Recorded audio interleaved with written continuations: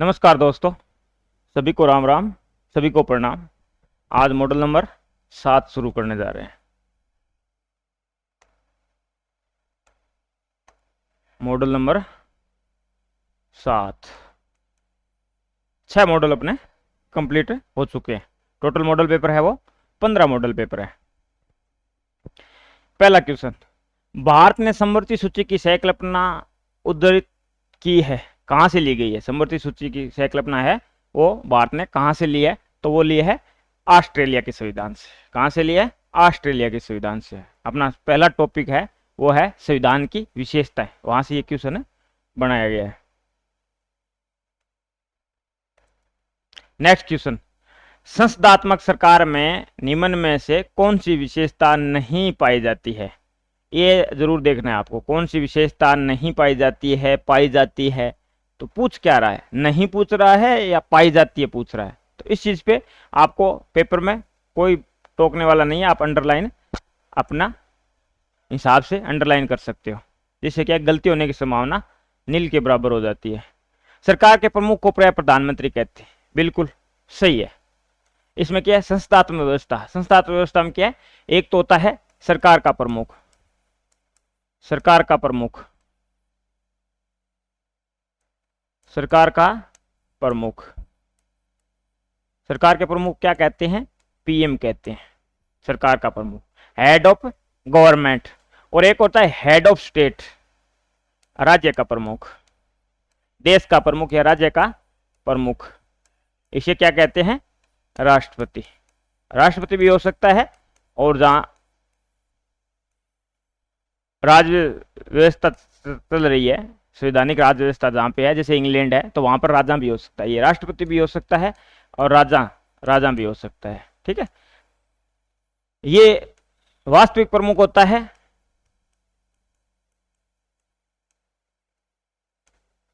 और ये संवैधानिक प्रमुख होता है, संवैधानिक, कानूनी,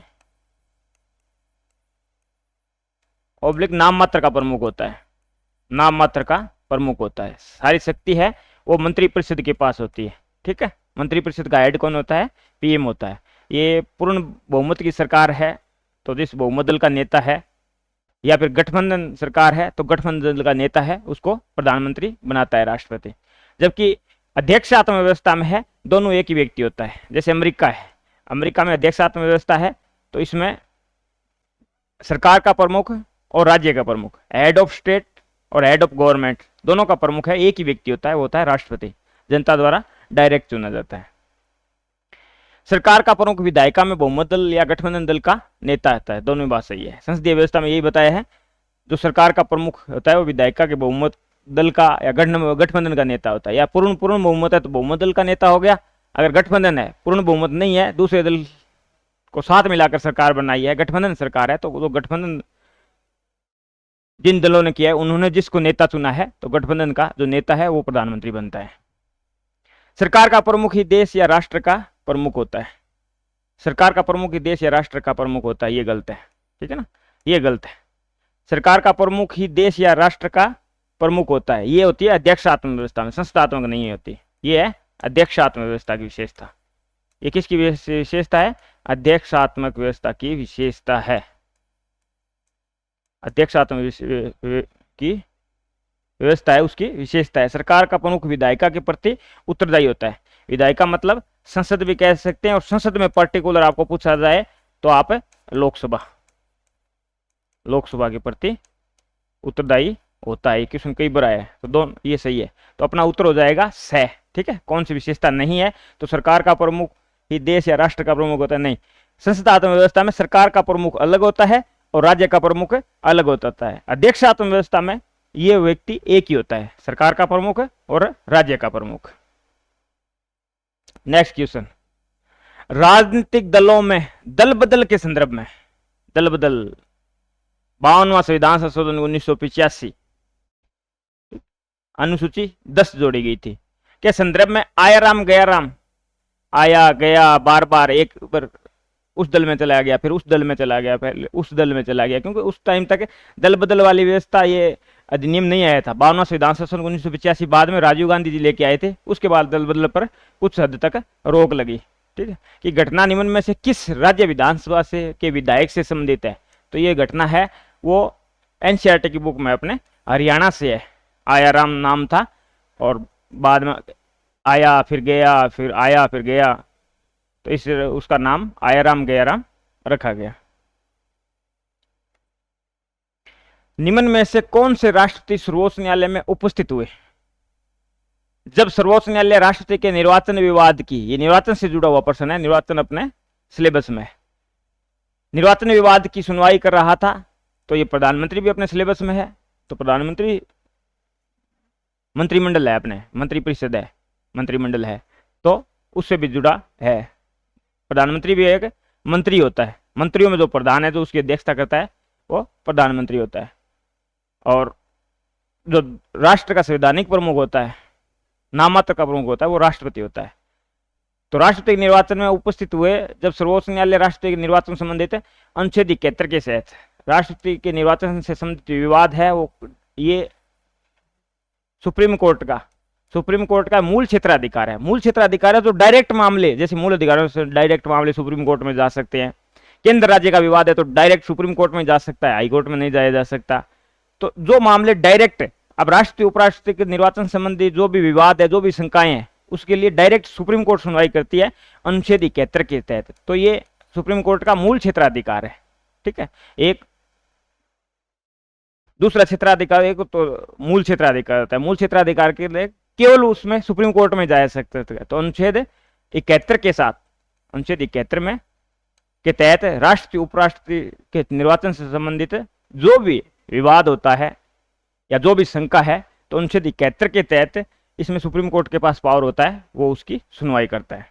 तो इसमें वीवी गिरी जी थे अपने, ठीक है। कौन थे? वीवी गिरी जी थे, 4 ही ऑप्शन है, ठीक है, वीवी गिरी जी थे। नेक्स्ट क्वेश्चन, पॉलिटिकल के 5 क्वेश्चन है, ये अंतिम क्वेश्चन है, उसके बाद 10 करंट के क्वेश्चन है। जो आरपीसी का पैटर्न है उसी हिसाब से हमने मॉडल पेपर तैयार किया है। लोकसभा अध्यक्ष, ये अपने डायरेक्ट टॉपिक में है, लोकसभा अध्यक्ष और उसके कार्य। तो लोकसभा अध्यक्ष किस संसदीय समिति का पदेन सभापति होता है? पदेन सभापति। पदेन सभापति का मतलब है जो लोकसभा का अध्यक्ष बनेगा ऑटोमेटिक, जो लोकसभा का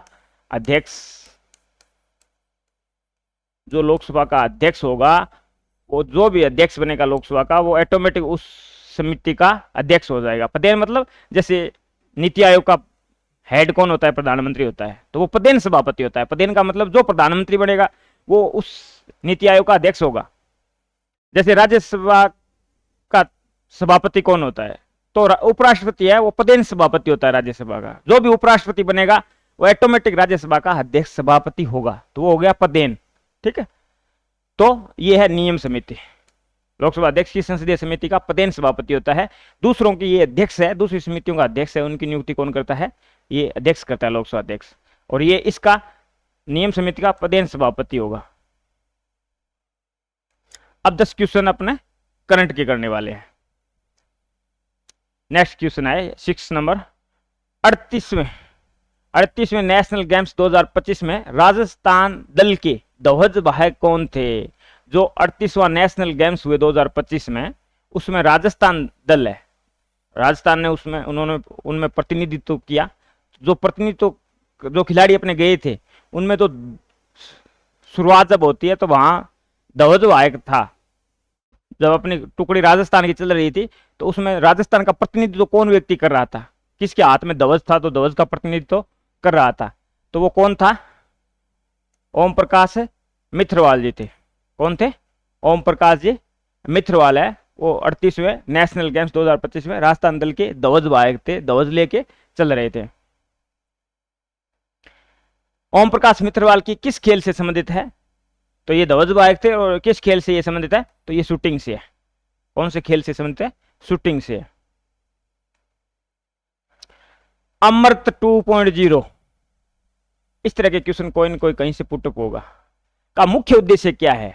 सभी नागरिकों को मुफ्त स्वास्थ्य बीमा, राजस्थान में हाइड्रो पावर प्रोजेक्ट नहीं, 2025-26 तक शहरों में हर घर में जलपूर्ति और सीवरेज प्रबंधन की सुविधा प्रदान करना, ये है।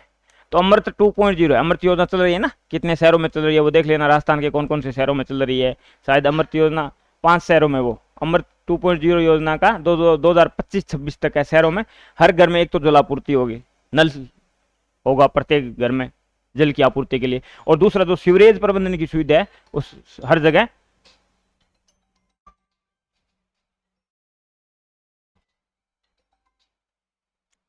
सीवरेज प्रबंधन है वो भी सुविधा प्रदान की जाएगी 2.0 के तहत। तो दो काम किया जाएगा, एक तो जलापूर्ति वाला और एक सीवरेज प्रबंधन का। Next question, Jaipur literature festival JLF का वर्ष 2025 में कौन सा संस्करण हुआ? ये हर बार आयोजित होता है, जयपुर लिटरेचर फेस्टिवल है, अपन को पता है, अखबार में बार बार हेडिंग आती है, किसने क्या बोला, किसने कविता बोली, ठीक है। तो ये कौन सा संस्करण था बताओ आप?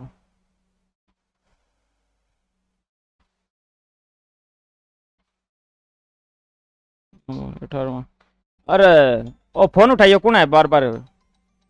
18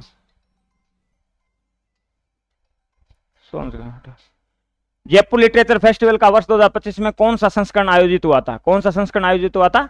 18वां जयपुर लिटरेचर। हर बार अपन देख लें, अलग अलग कवि वगैरह आते हैं, अलग अलग साहित्य का विमोचन होता है, तो ये लिटरेचर फेस्टिवल आयोजित होता है उस दिन, जब ये 1-2 दिन जितने दिन भी आयोजित होता है, मेन जो अपने अखबार पत्र पत्रिकाओं की जो हेडिंग लाइन होती है वो इन्हीं से शुरुआत होती है कि भी आज ये सम्मेलन हुआ, आज ये हुआ और इस साहित्य का विमोचन हुआ।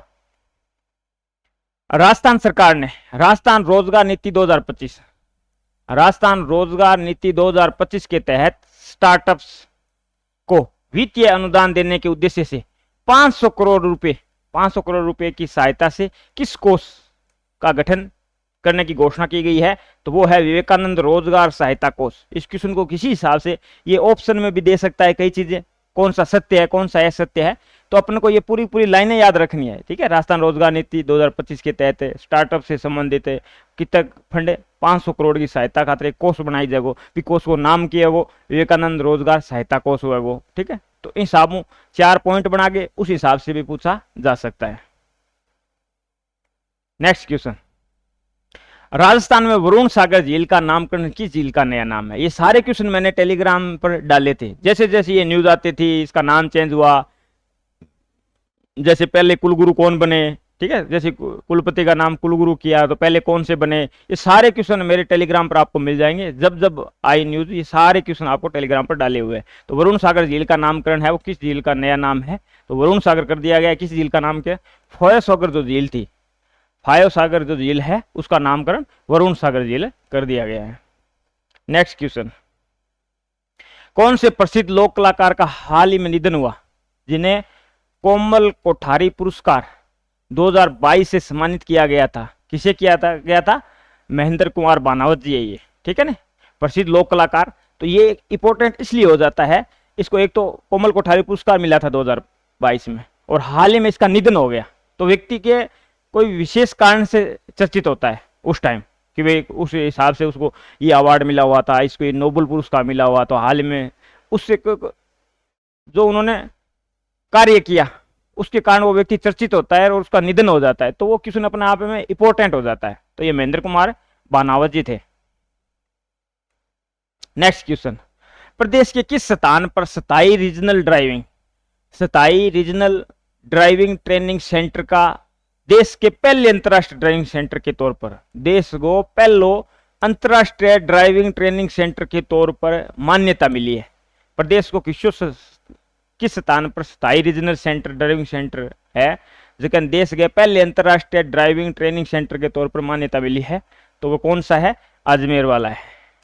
ड्राइविंग में जैसे अपने DTO कोड शुरू होते हैं ना, जिला जैसे हनुमानगढ़ का 31 है तो अजमेर का 01 है, अजमेर से शुरुआत होती है 01 RJ 01, ठीक है ना। जैसे हनुमानगढ़ का RJ 31 है, नौर का है RJ 49, इस हिसाब से 1 नंबर है वो अजमेर का है।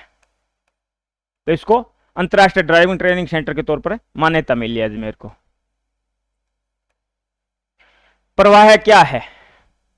प्रवाह क्या है? ये छोटी सी लाइन है, छोटा सा एक शब्द का अर्थ पूछ लेते हैं कि ये क्या है, कोई नई योजना उनका एक शॉर्ट नाम दे देते हैं, ठीक है, और फिर पूछ लेते हैं ये किससे संबंधित है, तो इसको अपन को पूरी जानकारी होती है तभी हम कर पाते हैं। प्रवाह क्या है, तो राज्य सड़क सुरक्षा माह जो चला था इस वर्ष 2025 में, तो उसकी जो थीम थी वो क्या थी, प्रवाह है। उसकी तो मेन थीम रखी गई थी, वो क्या रखी गई थी, प्रवाह रखी गई थी। नेक्स्ट क्वेश्चन, अंतिम क्वेश्चन है करंट का, 5 पॉलिटिकल के हो गए और 10 क्वेश्चन है करंट जीके के हो गए। राजस्थान में मुख्यमंत्री शिक्षित राजस्थान अभियान कब शुरू किया गया है, तो ये 21 से 22 जनवरी 2025 को शुरू किया गया। 21-22 जनवरी 2025 को इसकी शुरुआत हुई। राजस्थान में मुख्यमंत्री शिक्षित राजस्थान अभियान कब शुरू हुआ, तो 21-22 जनवरी 2025 को इसकी शुरुआत हुई। अब आपको नेक्स्ट इतिहास का पोर्शन है, राजस्थान इतिहास, वो रोहित सर करवाएंगे।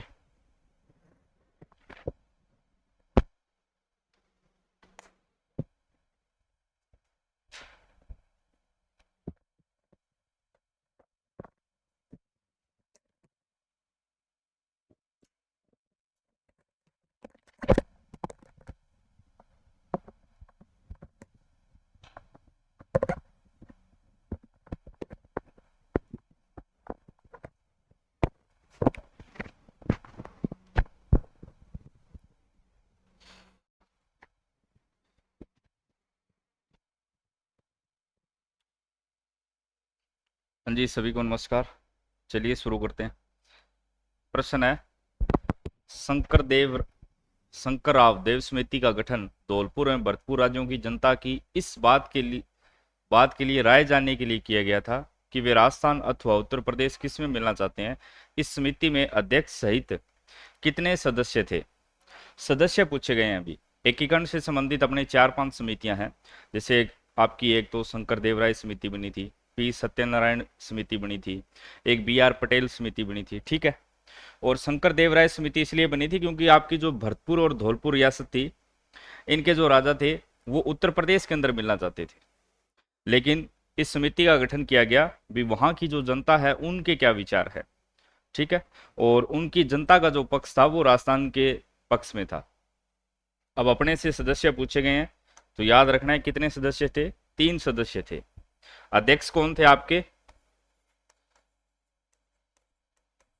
शंकरराव, ये थे आपके अध्यक्ष। इसके अलावा सदस्य के अंदर आपके प्रभुदयाल और आर के सिदावा। तो कितने मेंबर थे, कुल 3 सदस्य थे ये, प्रभुदयाल जी, आर के सिदावा और शंकर देवराय, ठीक है। तो बी नंबर ऑप्शन हो जाएगा। अगला है, केला देवी को किसका अवतार माना गया है? केला देवी आप जानते हो यादवों की क्या है, कुल देवी है। करौली के अंदर इनका मेला बढ़ता है, चित्तर, ठीक है। तो केला देवी आपके करौली के अंदर है। नदी काफी बार पूछी जाती है, याद रखना है भी। इनका जो मंदिर है काली सील नदी के किनारे है, त्रिकूट पर्वत के ऊपर काली सील नदी के किनारे। एक अपने पढ़ते हैं काली सिंध नदी, वो अलग है, ये काली सील नदी है, इसके किनारे बना हुआ है, त्रिकूट पर्वत के ऊपर बना हुआ है। यादवों की ये कुलदेवी मानी जाती है, यादवों की कुलदेवी, दुर्गा का अवतार,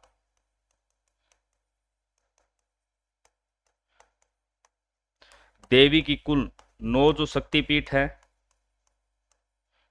उनमें से ये एक पीठ कहां पर है, अपने राजस्थान के अंदर करौली के अंदर अवस्थित है। तो किसका अवतार मानी जाती है, माँ दुर्गा का अवतार मानी जाती है। 11वीं सदी के आसपास इनका मंदिर बना था और मथुरा के राघवदास द्वारा बनाया गया था। बाद के अंदर तो क्या है, इसके पुनर्निर्माण होते गए। और इनके जो भक्त हैं इनसे संबंधित शब्दावली पूछ ली जाती है। जो पुरुष भक्त है उनको क्या बोला जाता है, केला देवी जो है आपकी, इनके जो पुरुष भक्त हैं उनको लांगुरिया, व महिला भक्तों को जोगणी, ठीक है। ये शब्दावली ध्यान में रखनी है, काफी बार पूछा गया है। करौली के अंदर इनका मेला बढ़ता है, दुर्गा का अवतार है, देवी की 9 शक्तिपीठों में से एक शक्तिपीठ जो है अपने करौली के अंदर अवस्थित है। तो अपना उत्तर हो जाएगा सी नंबर। अगला है, रणकपुर के जैन मंदिर में कितने खंबे हैं? रणकपुर कहां पड़ता है भी, पाली के अंदर पड़ता है। कहाँ पड़ता है? पाली के अंदर पड़ता है। यहां पर जो कुल खंभे कितने हैं? 1444, इसलिए इसे खंभों का अजायब घर भी कहा जाता है। खंभों का अजायब घर भी कहा जाता है। महाराणा कुंभा के टाइम आपके मेवाड़ शासक थे महाराणा कुंभा, 1433 से लेकर 1468 तक। उनके समय जैन व्यापारी थे एक धरणी शाह, उन्होंने इसका निर्माण करवाया है। शिल्पी भी इसका याद रख लेना, काफी बार पूछा जाता है। शिल्पी कौन था आपका? देपाक। ठीक है, शिल्पी कौन थे? देपाक। कुल कितने खंबे हैं? 1444 खंबे हैं। यहां पर आदिनाथ जी की चौमुखी प्रतिमा है, इसलिए इसको चौमुखा मंदिर के नाम से भी जानते हैं। ठीक है, सी। अगला देखिए, कौन सा चित्रकार चित्रकला की मेवाड़ शैली से संबंध था? ये चित्रकार के नाम काफी बार पूछे जाते हैं। अभी मेवाड़ शैली से संबंध था, रुकनुद्दीन था, कासिम था, साहिबुद्दीन था, या फिर शाह मोहम्मद। ये जो रुकनुद्दीन है या हिसामुद्दीन आजे, ये कहां से बिलोंग करते हैं? आपकी बीकानेर से। साहिबुद्दीन है आपके शाह मोहम्मद, ये भी आपके बीकानेर से है। एक नाम है आपका शाह मोहम्मद, एक आता है मोहम्मद शाह, ये जयपुर शैली से भी। ठीक है, मोहम्मद शाह आजे, साहिबराम आजे, साहिबराम आजे, इनका संबंध जयपुर से है। जबकि साहिबुद्दीन हो गया, आपके मनोहर हो गए, नूरुद्दीन हो गया, नासिरुद्दीन हो गया, इनका संबंध किससे है? मेवाड़ से है, मेवाड़ शैली से है, मेवाड़ शैली। एक निसारदीन काफी बार पूछा गया है, निसारदीन, ये आपकी चावंड। ठीक है भी, तो ये जो साहिबुद्दीन है, इनका संबंध साहिबुद्दीन हो गया, मनोहर हो गया, कृपाराम, ये इनका संबंध मेवाड़ शैली से है। जबकि साहिबराम नाम आ जाए तो वो आपके जयपुर से है। मोहम्मद शाह भी जयपुर से है, लेकिन शाह मोहम्मद आ जाए तो वो आपके बीकानेर से हैं। रुकनुद्दीन हो गया, अली राजा हो गए, तो ये याद रख लेना भाई, सी नंबर ऑप्शन होगा। अगला है, ओल्लू राजस्थानी लोक जीवन के किस अवसर से संबंधित है? पुत्र के जन्मोत्सव से या पुत्री विवाह का विदाई गीत है? तो ये पुत्री विवाह का क्या है? आपका एक विदाई गीत है, बी नंबर ऑप्शन हो जाएगा। काफी बार पूछा गया है, आसानी है। रखन किसका आभूषण है? गले का है, पैर का है, दांत का है, बाजू का है। ठीक है, तो ये जो आपका रखन है, एक आपका चूंप हो गया, ये दोनों दांत के आभूषण हैं। काफी बार पूछे गए हैं, चाहे आपका चूंप और रखन, चूंप और रखन किसके आभूषण है? दांत के आभूषण है। एक आता है चौंप, ये चौंप आपका नाक का आभूषण है, याद रखना। ठीक है, तो चौंप और रखन दोनों इंपॉर्टेंट है, सी नंबर ऑप्शन हो जाएगा। रखन दे रखा है अपने को।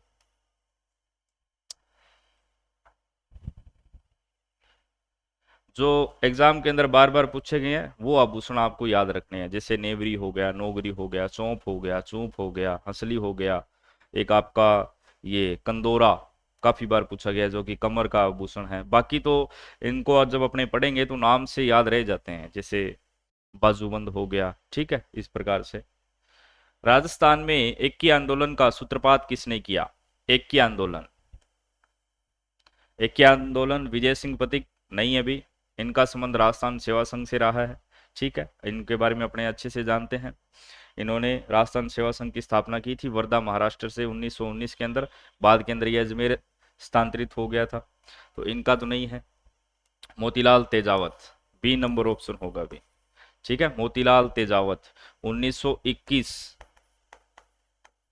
इनका जो जन्म है उदयपुर के अंदर कोल्यारी गांव के अंदर ओसवाल परिवार के अंदर हुआ है, और भीलों के उत्थान के लिए इन्होंने बहुत सारे कार्य किए थे। तो यहीं पर इन्होंने क्या है, 1921 के अंदर वैशाख पूर्णिमा के दिन ये जो आंदोलन है, मातरकुंडिया,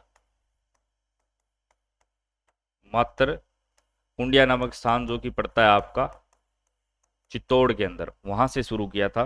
विशेष तौर पर ये जो आपका भूमट और सिरोही वाला इलाका है, जहां पर भील ज्यादा है, आदिवासी ज्यादा है, तो इसको भूमट आंदोलन भी बोला जाता है। बाद में इन्होंने वनवासी संघ की स्थापना भी की थी, ठीक है।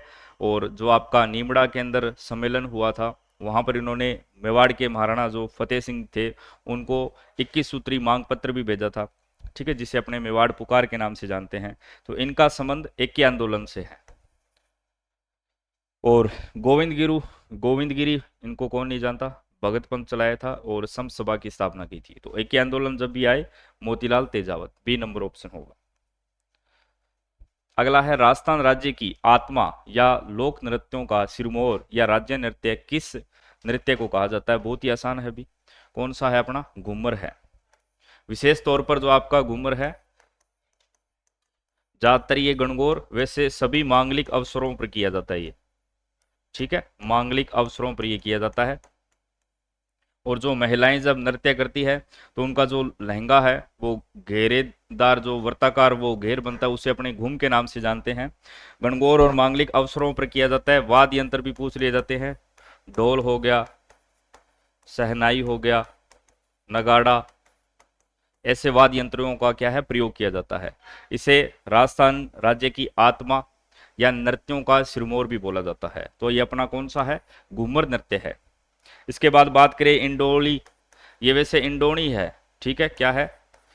इंडोनी है। ये कालबेलियों का है, कालबेलियों का है, ठीक है, जो आपकी कालबेलिया जाती है उनका है। पुंगी और खंजरवाद यंत्र के साथ किया जाता है, पुंगी और खंजरवाद यंत्र के साथ ये जो किया जाता है। स्त्री और पुरुष मिलकर वर्ताकार घेरे के अंदर नृत्य करते हैं, ठीक है। तेरा ताली हो गया, बुवाई हो गया, ये दोनों ही क्या आपके व्यावसायिक नृत्य है। ये आपका बुवाई नृत्य है, विशेष तौर पर आपके मेवाड़ अंचल के अंदर प्रसिद्ध है, जिसके अंदर क्या है, सिर के ऊपर 7 से 8 मटके रखकर नृत्य किया जाता है। जैसे कांच के ऊपर नृत्य करना या फिर कोई रुमाल को जमीन से उठाना, सिर पर 7-8 मटके लेकर। तेरा ताली नृत्य है, ये विशेष तौर पर ये भी आपका व्यवसायिक नृत्य है। जैसे आपका बवाई हो गया, तेरा ताली हो गया, कत्थक हो गया, कच्ची घोड़ी हो गया, आपके शेखावटी वाला, ये व्यवसायिक नृत्य है। तेरा ताली भी अपने मारवाड़ अंचल के अंदर ज्यादा प्रसिद्ध है, कामड़ जाति के लोग करते हैं इसको, तानपुरा, मजीरा, ऐसे वाद्य यंत्रों के साथ, विशेष तौर पर जैसलमेर और आपके पाली के अंदर, ठीक है, तो याद रख लेना। लेकिन यहां पर अपने से क्या पूछा गया है? नृत्य की आत्मा, जो क्या है आपका घूमर है। अगला है 1987 का सूर्यमल मिश्रण पुरस्कार कन्हैयालाल सेठिया की किस साहित्यिक रचना को दिया गया था? कन्हैयालाल सेठिया, इनकी रचनाएं काफी बार पूछी जाती है। कहां से संबंध है भी? सुजानगढ़ चूरू में जन्मे। इन्होंने बहुत सारी रचनाएं की है, जैसे धरती दोरारी होगी, लील टांस हो गया, माइड्रो हेलो, मिंजर होगी, ठीक है, शब्द निग्रंथ। लेकिन अपने को ये पूछा है, सन 2004 के आसपास इनको पद्मश्री भी मिला हुआ है, ठीक है, और 11 नवंबर 2008 के अंदर इनका निधन भी हो चुका है। इनको राजस्थान या फिर साहित्य का क्या बोला जाता है? भीष्म पितामह बोला जाता है। साहित्य का भीष्म पितामह। बहुत सारी रचनाएं हैं इनकी। मिंजर भी याद रखनी है आपको, मिंजर हो गया, माइड्रो हेलो, पातल और पीतल, जिसमें पातल महाराणा प्रताप और पीतल पृथ्वीराज राठौड़ को बोला गया है। लेकिन अपने को यह पूछा गया है कि इनकी कौन सी रचना को ये पुरस्कार मिला है? लीलटांस के लिए मिला है, निर्ग्रंथ के लिए मिला है, धरती धोरारी, या फिर शब्द? तो ये शब्द होगा इसका उत्तर, डी नंबर ऑप्शन होगा, ठीक है। किसके लिए मिला है? आपके शब्द के लिए मिला है। इनको 2004 के अंदर आपका पद्मश्री भी मिल चुका है, ये भी याद रख लें। चलिए अगला देखिए, गोटिया अंबा का मेला। गोटिया अंबा का मेला किस जिले में आयोजित किया जाता है? बिल्कुल आसान है भी। जो गोटिया अंबा का मेला है, बांसवाड़ा के अंदर पड़ता है। कहां पर पड़ता है? बांसवाड़ा के अंदर पड़ता है, चैत्र अमावस्या को, ठीक है, चैत की अमावस्या को बढ़ता है, हर साल मेला बढ़ता है। और ये जो स्थान है गोटिया अंबा, ये माना जाता है महाभारत के टाइम जो ये पांडु थे, 500 पांडव, इनके छिपने का स्थान था, ये इसकी महत्वता है। ये यहाँ पर काफी समय तक रुके थे और यहाँ पर इन्होंने केलों के पत्तों के ऊपर क्या है, ऋषि मुनियों जो भी संत इनके पास आए उनको क्या है, भोजन करवाया था। तो ऐसे इसकी क्या है, महत्ता बताई जाती है। मेला कहाँ पड़ता है, तो बांसवाड़ा के अंदर। अगला देखिए, इनमें से किस शब्द में उपसर्ग नहीं है। हमसे पूछा गया है किसके अंदर उपसर्ग नहीं है। पर्यटन, तो इसके अंदर तो है आपका प्री प्लस में अटन, ठीक है। फिर हो गया नकटा, संकल्प सम उपसर्ग है इसके अंदर।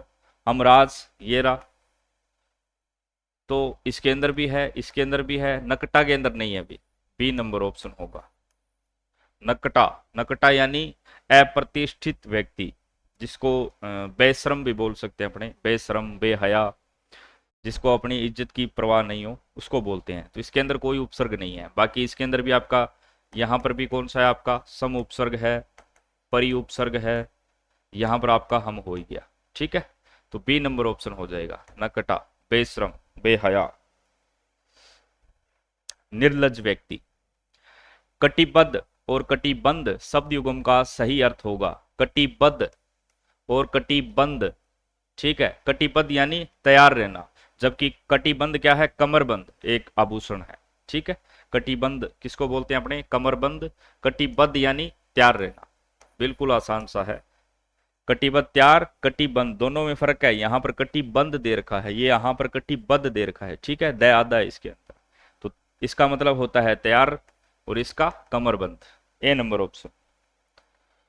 अगला है, अपूर्ण ज्ञान चाहे किसी भी विषय का हो बहुत हानिकर होता है, यह भावार्थ व्यंजित करने वाली लोकोक्ति है। खाली दिमाग शैतान का घर, ये तो वैसे ही नहीं है अभी। खाली दिमाग शैतान का घर है, जब आदमी क्या है, व्यस्त नहीं रहता है, तो उसके दिमाग के अंदर क्या है, नकारात्मक विचार आते हैं, तो ये उसके लिए, तो ये तो होगा ही नहीं। थोता चना बाजे गना, जो अयोग्य व्यक्ति होता है या जो कम क्षमता वाला व्यक्ति है वो ज्यादा डिंगे हाँकता है, तो ये भी नहीं है। फिर है नीम हकीम खतरा जान, अज जल गगरी छलकत जाए। देखिए इन दोनों के अंदर, इन दोनों का ये अर्थ क्या है, अपूर्ण ज्ञान यानी कि अधूरा ज्ञान। बस थोड़ा सा इनके अंदर फर्क है, उसके ऊपर आपको ध्यान देना है। अध जल गगरी छलकत जाए, इसका भी मतलब क्या होता है, जो अपूर्ण ज्ञान वाला व्यक्ति या अधूरे ज्ञान वाला जो व्यक्ति होता है वो ज्यादा डिंगे हाँकता है, यानी अपनी बड़ाई करता है या ज्यादा दिखावा करता है। लेकिन हमसे पूछा गया है, अपूर्ण ज्ञान चाहे किसी भी विषय का हो बहुत क्या होता है, हानिकर होता है या फिर हानिकारक होता है। जब भी हानिकारक की बात आएगी ना, तब अपना उत्तर क्या होगा, नीम हकीम खतरे जान, ठीक है। यानी जो अधूरा ज्ञान है वो कई बार किसी को नुकसान पहुंचा सकता है। जैसे कोई व्यक्ति डॉक्टर होने का दावा करता है लेकिन उसे पूरा ज्ञान नहीं है, ठीक है, उसने किसी मरीज का इलाज कर दिया तो मरीज को नुकसान हो सकता है। तो जब भी हानि कर की बात आएगी ना, तब अपना उत्तर क्या होगा, नीम हकीम खतरा जान। मतलब भी इसका भी यही है, अजल गगरी छलकत जाए, इसका भी मतलब यही है, अपूर्ण ज्ञान या फिर अधूरा ज्ञान। लेकिन अंतर क्या है, यहां पर हानिकर की बात देगा ना अपने को, तब अपने यही ऑप्शन करेंगे। और आरपीएससी ने यही माना है पूर्व की परीक्षाओं के अंदर। और ये जो है इसका मतलब है भी अधूरे ज्ञान वाला व्यक्ति है वो ज्यादा डिंगे हाँकता है, ठीक है। डिंगे हाँकना यानी बढ़ चढ़कर अपनी बड़ाई करना, इस प्रकार से। तो सी नंबर ऑप्शन करेंगे, ये भी नहीं होगा, ये हानिकर, इसको ध्यान में रखना है अपने को। अगला है, मैनिफेस्टो शब्द का सही हिंदी शब्दार्थ निम्न में से होगा। सूची, बीतना, नामांतरण, बिल्कुल आसान है, बहुत बार पूछा गया है। घोषणा पत्र, मैनिफेस्टो क्या होता है, घोषणा पत्र होता है, घोषणा पत्र। आशीर्वाद का संधि विच्छेद है, क्या है भी आशीर्वाद, बिल्कुल आसान है, विसर्ग संधि का उदाहरण है ये रहा, 3 नंबर ऑप्शन होगा सी नंबर। आशीय प्लस में वाद, ये विसर्ग संधि का एक नियम है, ए को छोड़कर, ए स्वर को छोड़कर अन्य कोई भी स्वर आ जाए, अन्य कोई भी स्वर आ जाए और उसके साथ में विसर्ग लगा हो, उसके बाद कोई भी आपका घोष वर्ण आ जाए, ठीक है। घोष जानते हो आप, घोष, घोष बोल दो या सहघोष बोल दो, ये आ जाए, वह आ जाए या फिर है आ जाए, यानी घोष किसी भी वर्ग का तीसरा, चौथा और पांचवा। जैसे कै वर्ग है तो इसका तीसरा, चौथा, पांचवा, गय, गय और अंग है, ठीक है। छह को छोड़ दो, जय, जय और ये, इस प्रकार से। तो यहां पर क्या है, ए को छोड़कर अन्य कोई भी स्वर हो और विसर्ग के बाद में क्या है आपका घोष वर्ण आ जाए, तब क्या है आपका रे का आगमन होता है। बहुत सारे शब्द है, जैसे अपने बोलते हैं चतु है प्लस में भुज, चतुर्भुज क्या बन जाएगा, चतुर्भुज। आयु है प्लस में वेद क्या बन जाएगा, आयुर्वेद। आसी है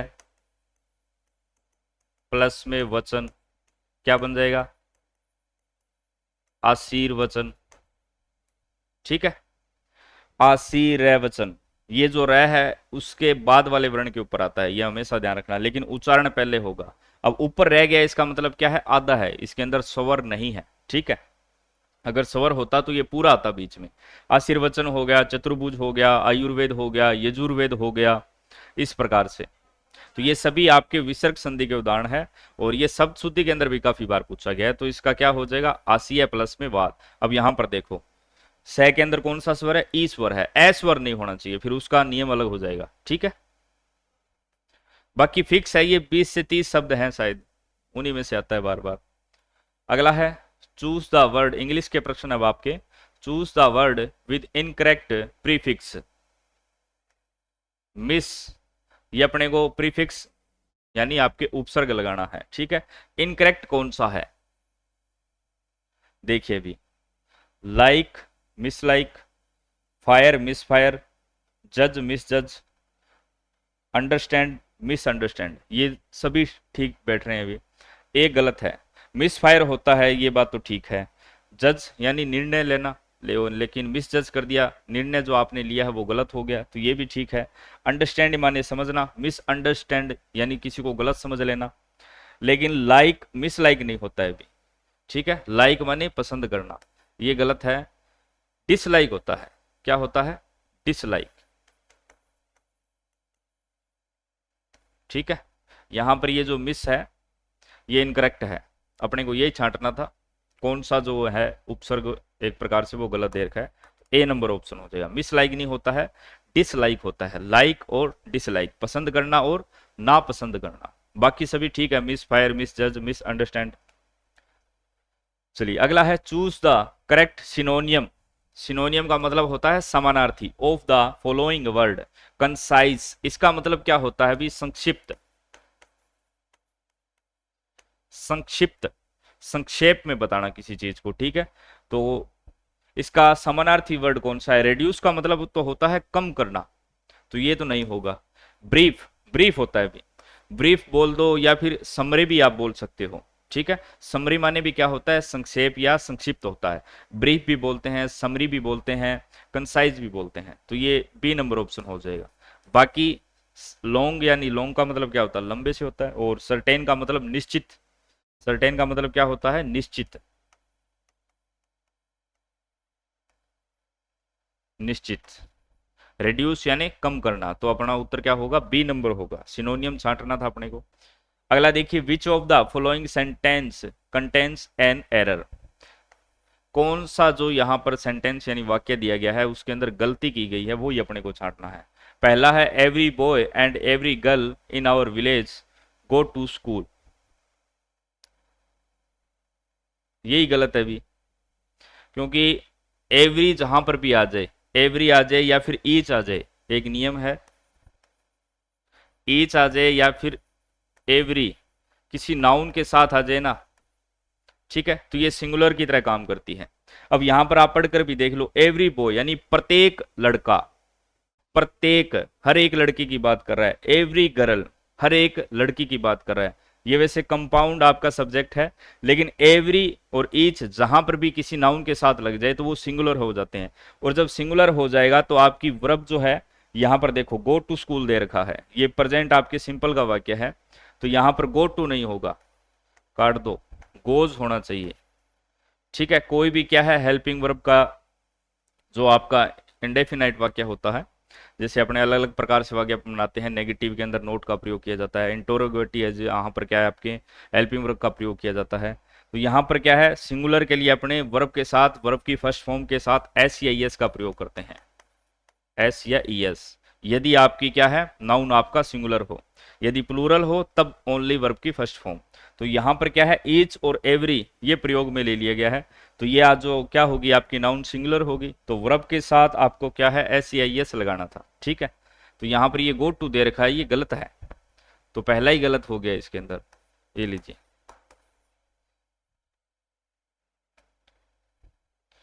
ये इंग्लिश ग्रामर के कुछ नियम है, 15-20 नियम है जहां से बार बार प्रश्न बनते हैं, जैसे ईच एवरी हो गया, ठीक है। इसके अलावा कहाँ पर अपने कौन सी वर्ब का प्रयोग करना है, कौन सी हेल्पिंग वर्ब का प्रयोग करना है, ये यदि आपको टेंस आते हैं तब आप कर सकते हो अच्छे से। अगला है he said I have been waiting for age he said that, वह कहता है कि मैंने इसका सदियों से इंतजार किया है, एक प्रकार से ये कहना चाहता है। ये आपका डायरेक्ट इनडायरेक्ट का वाक्य है। सबसे पहले ये क्या है, ये वाला जो पार्ट है आपका ही सेड, ये क्या है, रिपोर्टिंग वर्ब है, और ये वाला आपका उसके बाद वाला इन्वर्टेड कोमा के अंदर जो बंद है, ये आपका रिपोर्टेड स्पीच है। ये जब आपका क्या है, रिपोर्टिंग वर्ब आपकी पास्ट के अंदर है, तब अपने रिपोर्टेड स्पीच को भी बदलेंगे, ठीक है। यदि यहां पर आपका प्रेजेंट परफेक्ट है तो इसको पास्ट परफेक्ट करेंगे, प्रेजेंट कंटिन्यू है तो पास्ट कंटिन्यू करेंगे, प्रेजेंट परफेक्ट कंटिन्यू है तो पास्ट परफेक्ट कंटिन्यू करेंगे, ठीक है। तो अब यहां पर देखिए सेड दे रखा है, पास्ट है, आई हैव बीन वेटिंग, ये कौन सा है, प्रेजेंट परफेक्ट कंटिन्यू है, इसको पास्ट परफेक्ट कंटिन्यू में बदलना है। I had been waiting, I भी बदलेगा, he had been waiting for age, he has, he have, एक ही ऑप्शन बी नंबर। चलिए अच्छा, चलिए भी इसके बाद वाले प्रश्न आपको बर्थ सर करवाएंगे हिस्ट्री के आगे।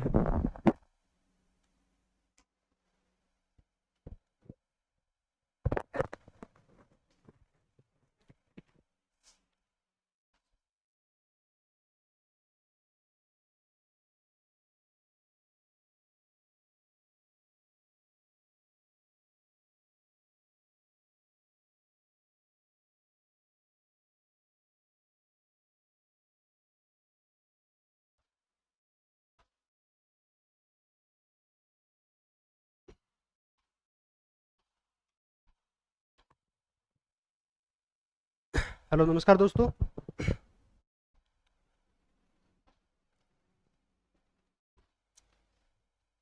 जो हमारा प्रश्न है 35 नंबर की सुमेलित नहीं है, कौन सा इसमें सुमेलित नहीं है दोस्तों? आर्यभट्ट, आर्यभट्ट की पुस्तक है आर्यभट्टम, बिल्कुल ठीक है। आर्यभट्ट की पुस्तक आर्यभट्टियम पहला ठीक है। उसके बाद है व्राहा मिहिर, व्राहा मिहिर की वृद्ध संहिता, वृद्ध संहिता यह भी ठीक प्रश्न है, वृद्ध संहिता। और व्राहा मिहिर की जो अन्य पुस्तकें हैं वो भी आप ध्यान में रख लेना। इसके अंदर है पंच सिद्धांतिका, पंच सिद्धांतिका, एक है वृद्ध जातक, एक है लघु जातक। ये जो पुस्तकें हैं यह किसकी है, व्राहा मिहिर की है, किसकी है, व्राहा मिहिर की है। भास्कर की, भास्कर की है सिद्धांत शिरोमणि, भास्कर की सिद्धांत शिरोमणि, यह 4 भागों में विभक्त है, लीलावती है, ठीक है। हाँ, तो भास्कर की सिद्धांत शिरोमणि जो प्रमुख ग्रंथ है यह भी बिल्कुल ठीक है।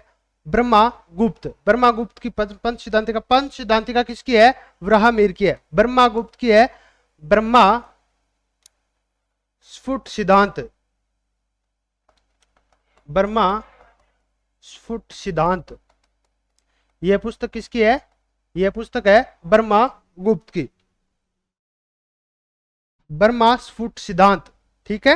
हाँ, तो इसका आंसर क्या हो जाएगा भाई, इसका आंसर हो जाएगा 4 नंबर। कौन सा हो जाएगा, 4 नंबर। ब्रह्मागुप्त की पुस्तक कौन सी है, ब्रह्मा स्फुट सिद्धांतिका, ठीक है। पंच सिद्धांतिका किसकी है, व्राहा मिहिर की, यह असुमेलित है। चलिए बढ़ते हैं आगे। अगला प्रश्न है हमारा, मुगल कालीन दरबारी वृत्तांत किस भाषा में लिखे गए? हाँ, मुगल कालीन दरबारी वृत्तांत है वो किस भाषा में लिखे गए? दोस्तों मैं बात करता हूं बाबर की।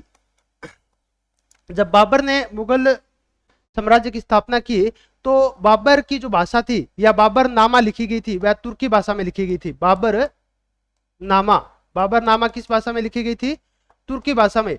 उसके बाद अकबर ने, अकबर के समय से जो मुगल काल की जो कार्यकारी भाषा है या कार्यकारी भाषा है वो बन गई फारसी। उसके बाद सभी ग्रंथ किस भाषा में लिखे गए, फारसी में। चाहे अकबरनामा हो, ठीक है, अकबर नामा जिसे हम आईने अकबरी के नाम से जानते हैं, और बाबरनामा का भी अनुवाद है वो फारसी में करवाया गया था, किसके द्वारा, अकबर द्वारा। तो आंसर कौन सा हो जाएगा अपना, सी आंसर हो जाएगा। कौन सा आंसर हो जाएगा, सी। आपसे पूछे कि मुगल कालीन जो बाबरनामा है वो किस भाषा शैली में है, तो तुर्की भाषा में है। कौन सी भाषा में है, तुर्की भाषा में। अगले प्रश्न की तरफ बढ़ते हैं, सुमेलित कीजिए, सुमेलित कीजिए। लक्ष्मीबाई, लक्ष्मीबाई है, हाँ, रंगून निर्वासित, नेपाल पलायन, गिरफ्तारी के बाद, ठीक है। दोस्तों लक्ष्मीबाई है, उन्होंने 1857 के विद्रोह के बाद जिस नेता के साथ जो हुआ उसके बारे में पूछा गया है। जो रानी लक्ष्मीबाई ने जो विद्रोह का नेतृत्व किया वो झांसी से किया। कहां से किया, झांसी से, झांसी से किया। 4 जून 1857 से झांसी में विद्रोह की शुरुआत वो हो जाती है। किसके नेतृत्व में किया जाता है, रानी लक्ष्मीबाई के नेतृत्व में किया जाता है, क्योंकि लक्ष्मीबाई का दत्तक पुत्र था जिसका नाम था दामोदर राव। क्या नाम था, दामोदर राव।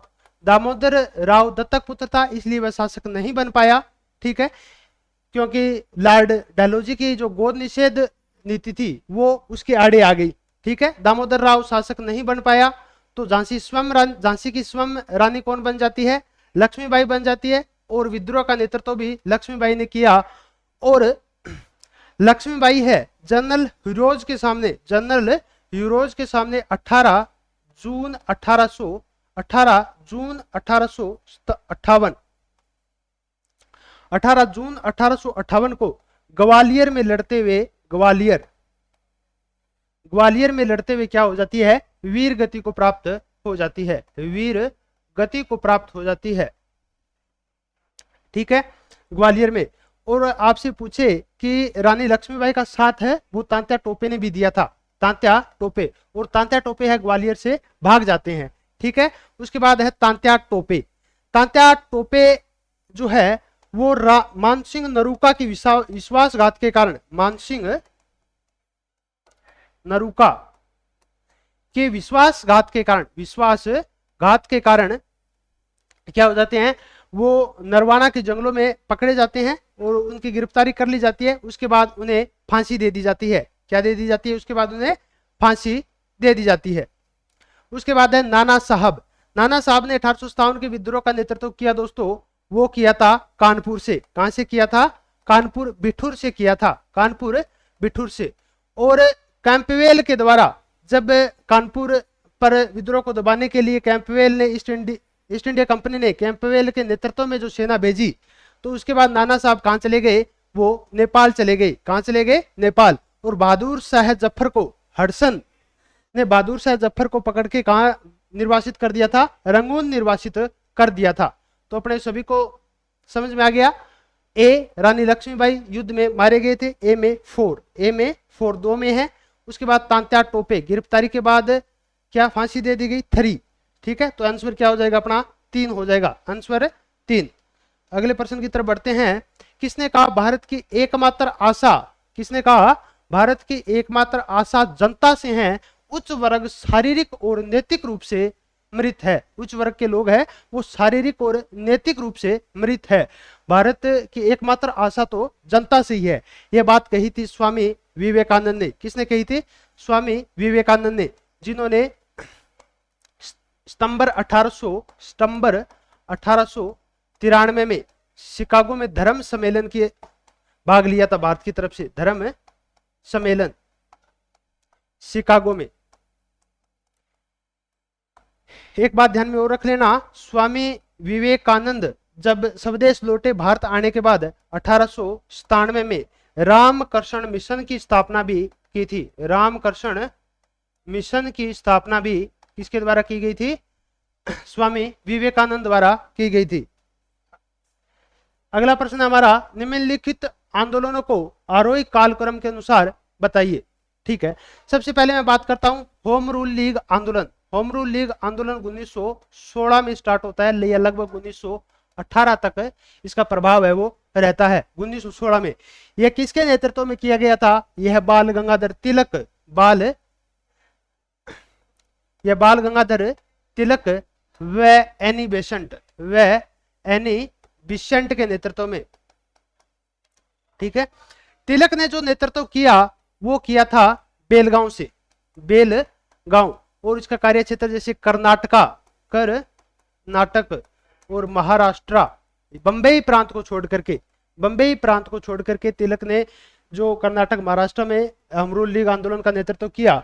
और एनी बेसेंट ने नेतृत्व किया वो मद्रास में किया। एनी बेसेंट ने कहां से नेतृत्व किया? मद्रास में। कहां? मद्रास में नेतृत्व किया। और जो होम रूल लीग आंदोलन है दोस्तों वह आयरलैंड से प्रेरित था। आयरलैंड से प्रेरित था। उसके बाद है सविनय अवज्ञा आंदोलन, यह 1930 में होता है, ठीक है, 1930। पहला नंबर 1 पर हो गया खिलाफत आंदोलन 1919 और 1920, 1919 और 1920। भारत छोड़ो आंदोलन 1942, भारत छोड़ो आंदोलन 1942। तो अपना 1 नंबर, ठीक है, 1 नंबर। उसके बाद है 3 नंबर खिलाफत आंदोलन 3 नंबर। उसके बाद सविनय अवज्ञा आंदोलन 1930 महात्मा गांधी के नेतृत्व में, किसके नेतृत्व में? महात्मा गांधी के नेतृत्व में। 12 मार्च 1930 से जो दांडी यात्रा की शुरुआत की थी, उसके बाद 6 अप्रैल 1930 को नमक तोड़ करके इस आंदोलन की शुरुआत की थी। और उसके बाद 1942 में भारत छोड़ो आंदोलन। तो आंसर क्या हो जाएगा अपना? 4 हो जाएगा। कौन सा हो जाएगा? 4। हाँ, तो अब आपको आगे बंसी सर करवाएंगे।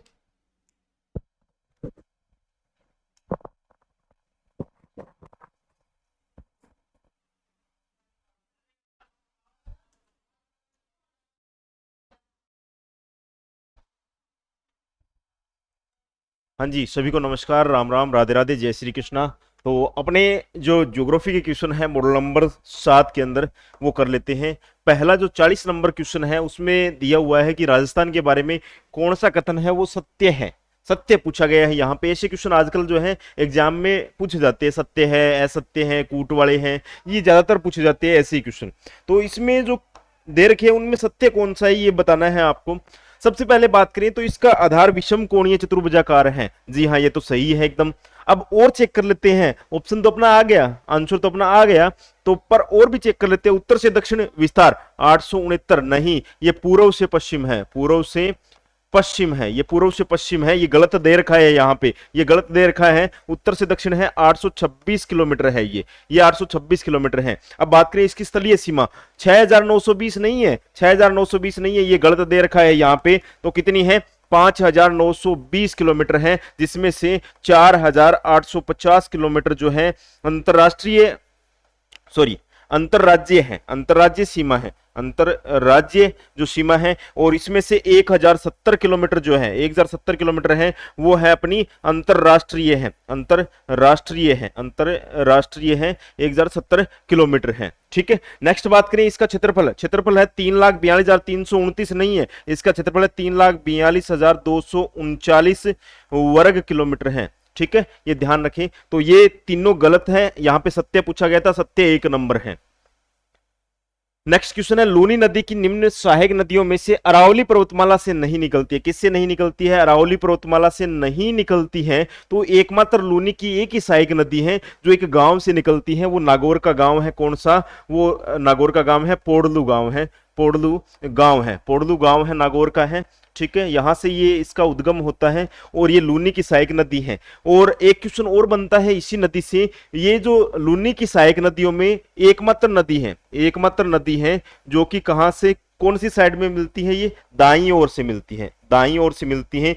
बाकी जो भी है बांडी गुइया, जो भी है लेलड़ी मीठड़ी, सारी की सारी लूनी की सहायक नदियां वो बाईं ओर से मिलती है। ये जो मिलती है वो दाईं ओर से मिलती है, तो ये भी ध्यान रखें। ठीक है, ये भी लूनी की सहायक नदियां दे रखी हैं, पर जोजड़ी जो है वो अरावली पर्वतमाला से इसका उद्गम नहीं होता है, ये पोड़लू गांव नागौर से इसका उद्गम होता है।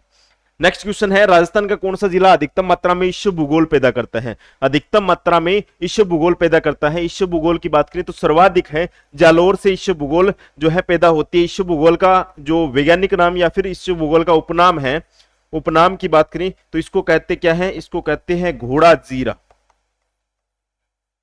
इसको घोड़ा जीरा के नाम से जाना जाता है, ध्यान रखें। नेक्स्ट है राजस्थान में पाई जाने वाली गाय की सर्वश्रेष्ठ नस्ल। सर्वश्रेष्ठ नस्ल का नाम बताओ जो सिंधी और शाहीवाल नस्लों का जो है मिश्रण है। मुख्य रूप से बात करें तो ये सिंधी और साहिवाल है ना, सिंधी और जो साहिवाल, शाहीवाल जो नस्ल की गाय है वो उस गाय का नाम है राठी गाय। राठी गाय है। वैसे ये दो नस्लों लगभग एग्जाम में या फिर बुक्स में आपको दो ही मिलेगी, पर इसमें एक और है, थारपारकर नस्ल भी जो है मिश्रण के अंदर है। थारपारकर जो नस्ल है वो भी है, थारपारकर नस्ल भी जो है इनका क्रॉस प्रजनन करवाया जाता है, तब राठी नस्ल जो है उत्पन्न की गई है। ठीक है, तो ये है राठी है। राठी की बात करें तो राठी का प्रजनन के अंदर आपसे पूछा जाता है बहुत बार एग्जाम में, प्रजनन के अंदर कहां पर है, तो इसका प्रजनन के अंदर है वो है गोवत्स, गोवत्स परिपालन के अंदर है, के अंदर ये जो गोवत्स परिपालन के अंदर कहां पर है, ये नौहर के अंदर है, नौहर हनुमानगढ़ के अंदर है, राजस्थान के अंदर हनुमानगढ़ के अंदर ये गोवत्स परिपालन के अंदर है। यहाँ पे इसका प्रजनन के अंदर है किसका, राठी गाय का। और ये कौन से एरिया के अंदर है, राजस्थान के लगभग उत्तर पश्चिमी भाग के अंदर ये जो हनुमानगढ़ गंगानगर वाले एरिया में ये जो पाली जाती है, ध्यान रखें। अगला है देश की कुल जनसंख्या की दृष्टि से राजस्थान का 2011 में कौन सा क्रम है। 2011 में पूछे तो वो है अपना, ये यहाँ पे जो दे रखे है ना क्रम, उनमें वैसे तो ये स्वतंत्रता की बात कर रहा है, स्वतंत्रता के बाद की बात कर रहा है, क्योंकि ऑप्शन में और तो है ही नहीं। स्वतंत्रता के बाद में यहां पे जो है 8वां क्रम है, कितना है 8वां। अगर ऑप्शन में 7वां दिया हुआ हो, 8वां नहीं है तो 7वां भी आपका सही है। पर वैसे पूछ ले, अगर जो स्वतंत्र जो अपनी जनगणना शुरू हुई थी, जनगणना शुरू हुई थी उसके बाद में कितने नंबर का है, तो 15वें नंबर का है, 15वां क्रम है जनगणना का, ध्यान रखें 2011 वाला।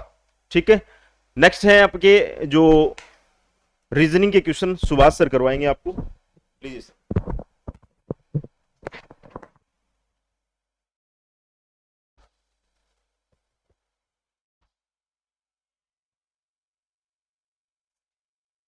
नमस्कार भी सभी को।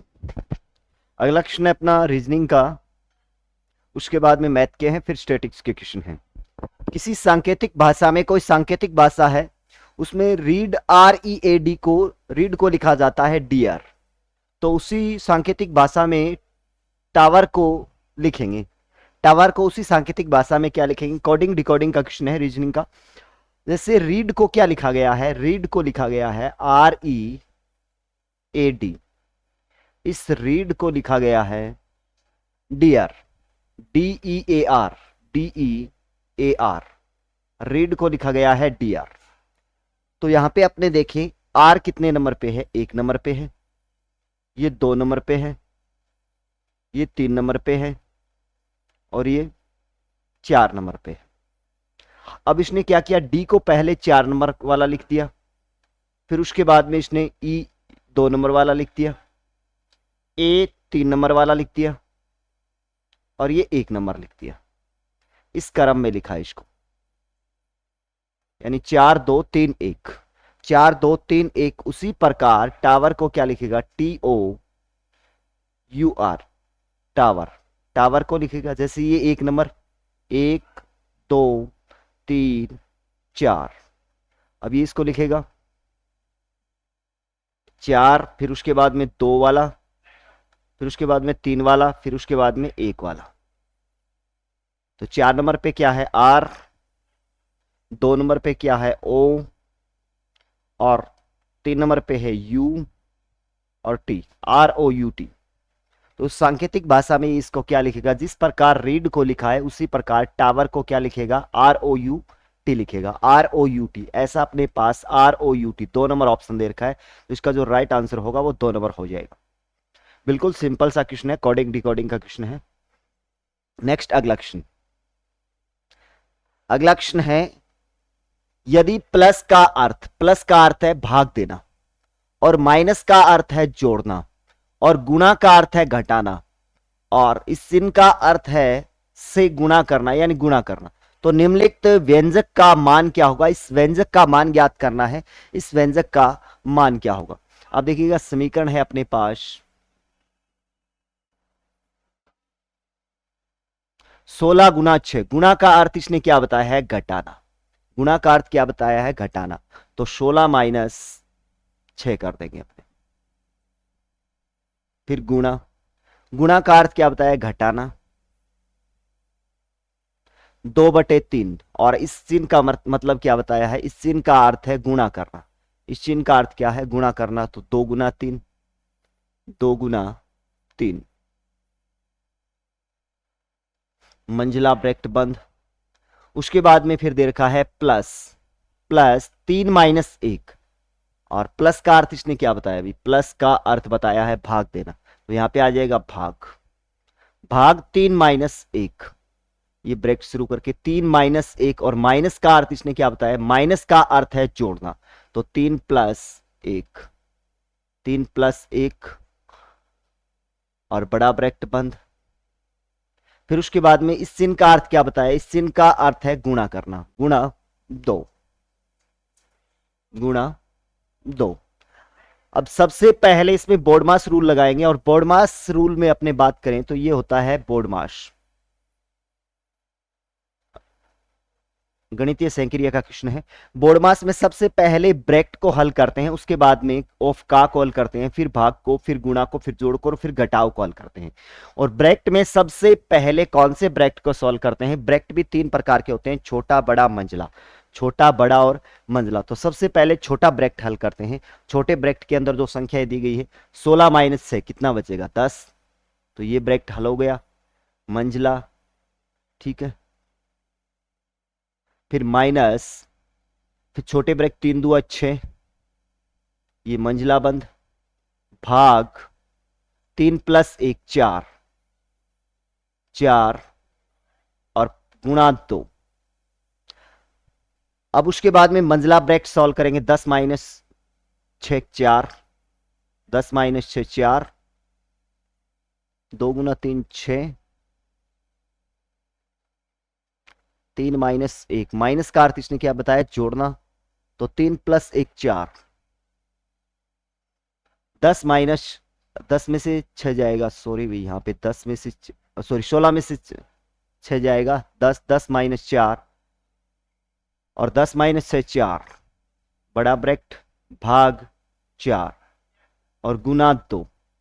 4 में 4 का भाग देंगे तो 1, 1 गुना 2, इसका आंसर आएगा अभी 2, इसका आंसर आएगा 2।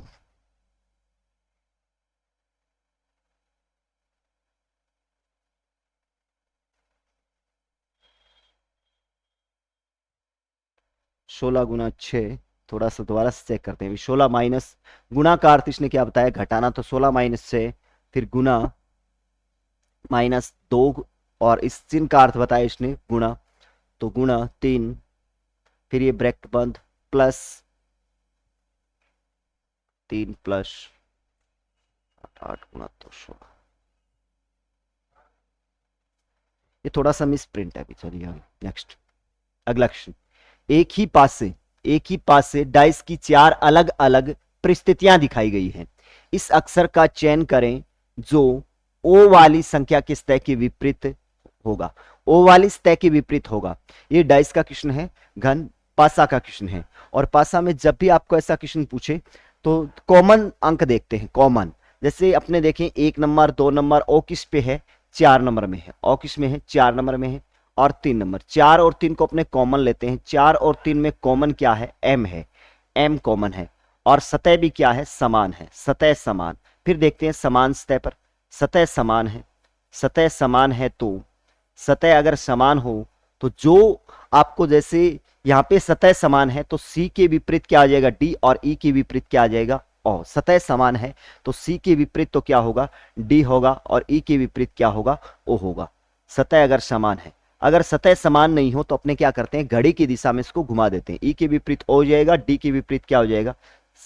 C हो जाएगा। तो फिर M के विपरीत जो अक्षर बच गया वही होगा, N होगा। M के विपरीत फिर N होगा, M के विपरीत क्या होगा? N होगा। ये आ जाएंगे। इस अपने से पूछा है O के विपरीत, O के विपरीत पूछा है तो O के विपरीत क्या आएगा? E। O के विपरीत E, 2 नंबर ऑप्शन इसका राइट आंसर होगा। O के विपरीत क्या होगा? E होगा। पीछे वाला जो आपका क्वेश्चन था थोड़ा सा मिसप्रिंट लग रहा है अभी मेरे को, ठीक है। यहाँ पे किसी चिन्ह या वगैरह की कोई थोड़ी बहुत गलती हो सकती है भी, ठीक है। नेक्स्ट अगला question, A B C D में से उस उचित वेनारेक का चयन करें जो सब्जियां आलू पत्ता गोभी, सब्जियां आलू पत्ता गोभी। जैसे ये सब्जियां आ गई, सब्जियों के अंदर सब्जियां, आलू भी सब्जी के अंदर आता है और पत्ता गोभी सब्जी के अंदर आती है, तो ऐसा अपने पास 2 नंबर ऑप्शन है। तो इसका जो राइट आंसर होगा वो 2 नंबर ऑप्शन होगा। सब्जियां, सब्जियों के अंदर आलू भी आएगा, पत्ता गोभी आएगी, सब्जियों के अंदर आते हैं, जैसे सब्जियों के अंदर गाजर है, ये वगैरह सभी क्या होती है, सब्जियां होती है, और ये सब्जियों के आरेख के अंदर बनेगा। तो ऐसा 2 नंबर ऑप्शन है। नेक्स्ट अगला क्वेश्चन, अगला क्वेश्चन है आपका, अगला क्वेश्चन, ये रीजनिंग के आपके 4 क्वेश्चन कंप्लीट हो गए। अगला क्वेश्चन मैथ का क्वेश्चन है, गुणन 5 की घात 41 गुना 7 की घात गुणेत्तर गुना 3 की घात 57 में इकाई अंक क्या होगा। क्या ज्ञात करना है, इकाई अंक ज्ञात करना है। इकाई अंक ज्ञात करना है, जब भी आपका घात का क्वेश्चन आए, जब भी आपके घात का क्वेश्चन आए तो घात में 4 का भाग, जैसे आपका आ जाए 5 की घात 25, इसका इकाई अंक क्या होगा। तो इस घात में क्या करते हैं, 4 का भाग देते हैं और जो भी शेष बचता है उसे आधार के इकाई अंक की घात बनाते हैं। थोड़ा सा आप इसको नोट करके याद रख सकते हैं, घात में 4 का भाग देते हैं, घात में 4 का भाग देते हैं, भाग देते हैं, जो शेष बचता है, जो शेष बचता है, शेष बचता है, उसे आधार के इकाई अंक की घात बनाते हैं, उसे आधार के इकाई अंक की घात बनाते हैं।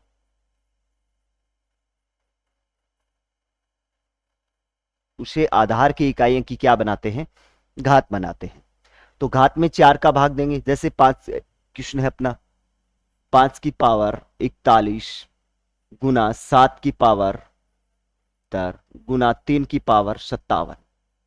तो घात में 4 का भाग देंगे, घात में 4 का भाग देंगे। अगर 41 में 4 का भाग देते हैं, 41 में अगर आप 4 का भाग दोगे तो 10 चौका 40, शेषफल कितना आएगा, 1।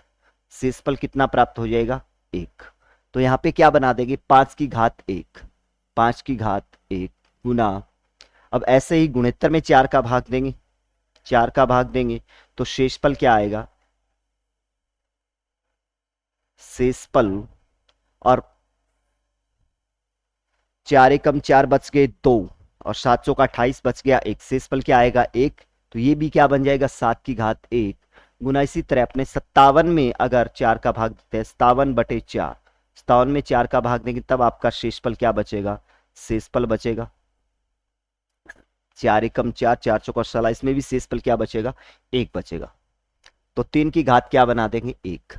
अब इनको गुना कर देते हैं, तो 5 की पावर 1, 5 गुना 7 गुना 3, 7 तिया 21, 5 गुना 21, 5 गुना 21 और 5 और 1 का गुना करेंगे तो 105 आएगा। इसका इकाई अंक क्या है, 5 है। इकाई अंक क्या होगा, 5। इकाई अंक 5 होगा। इसका इकाई अंक क्या आएगा, 5।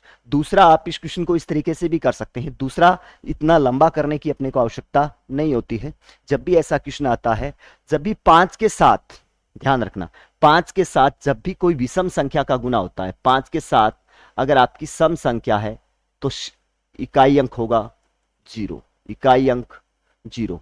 और 5 गुना विषम संख्या है, क्या है, विषम संख्या, तो इकाई अंक होगा आपका 5, इकाई अंक क्या होगा, 5 होगा। तो सीधा सा पता है, ये भी विषम संख्या है, ये भी विषम संख्या है, 5 के साथ है, 5 होगा। बस डायरेक्ट आप 10 सेकंड में इस क्वेश्चन को कर सकते हैं।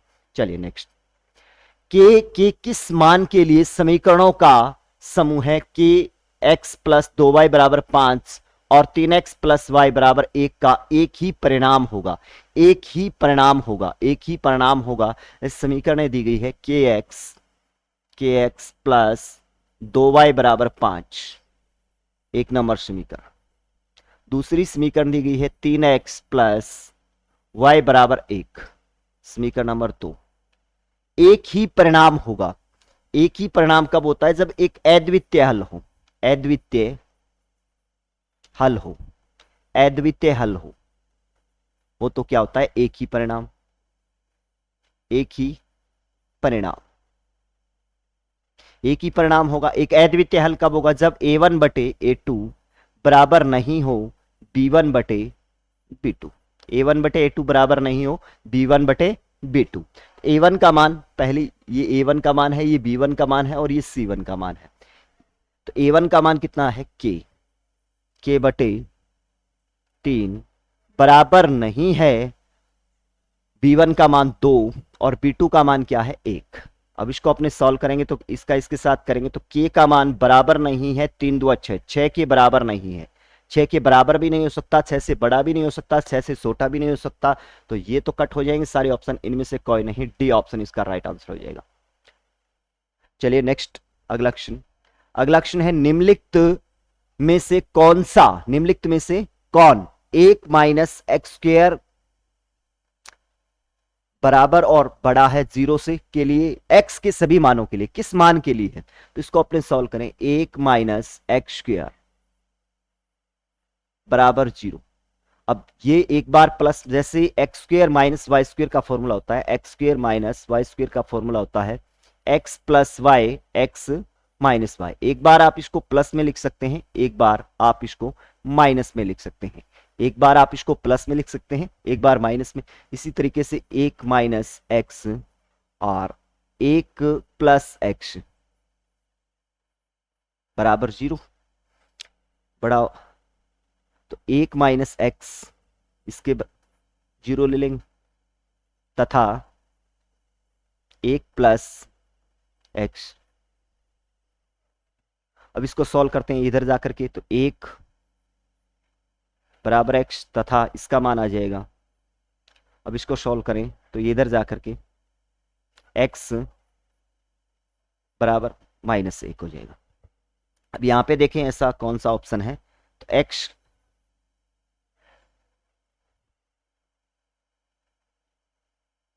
-1, ऐसा ऑप्शन 0, ये ऑप्शन नहीं हो सकता। -1 से क्या है? बड़ा और बराबर, ठीक है, और ये हो जाएगा 1 के। ऐसा ऑप्शन अपने पास, ये ऑप्शन भी नहीं है, सी नंबर ऑप्शन इसका राइट आंसर हो जाएगा, ये भी नहीं हो सकता। चलिए नेक्स्ट। आर त्रिज्या तथा h ऊंचाई के बेलन का संपूर्ण पृष्ठीय क्षेत्रफल तथा आयतन, बेलन का संपूर्ण पृष्ठीय, त्रिज्या कितनी है? r, त्रिज्या r और ऊंचाई दे रखी है h, ऊंचाई h। एक तो पूछा अपने से पृष्ठीय, संपूर्ण पृष्ठीय क्षेत्रफल, बेलन का संपूर्ण पृष्ठीय क्षेत्रफल, संपूर्ण पृष्ठीय क्षेत्रफल, संपूर्ण पृष्ठीय क्षेत्रफल होता है, संपूर्ण पृष्ठीय क्षेत्रफल का फॉर्मूला होता है 2 pi r h plus r। और एक पूछा है आयतन, आयतन का फॉर्मूला होता है pi r square h, pi r square h। अब ऐसा अपने पास पाई r स्क्वायर h और 2 pi r r plus h, 1 number option.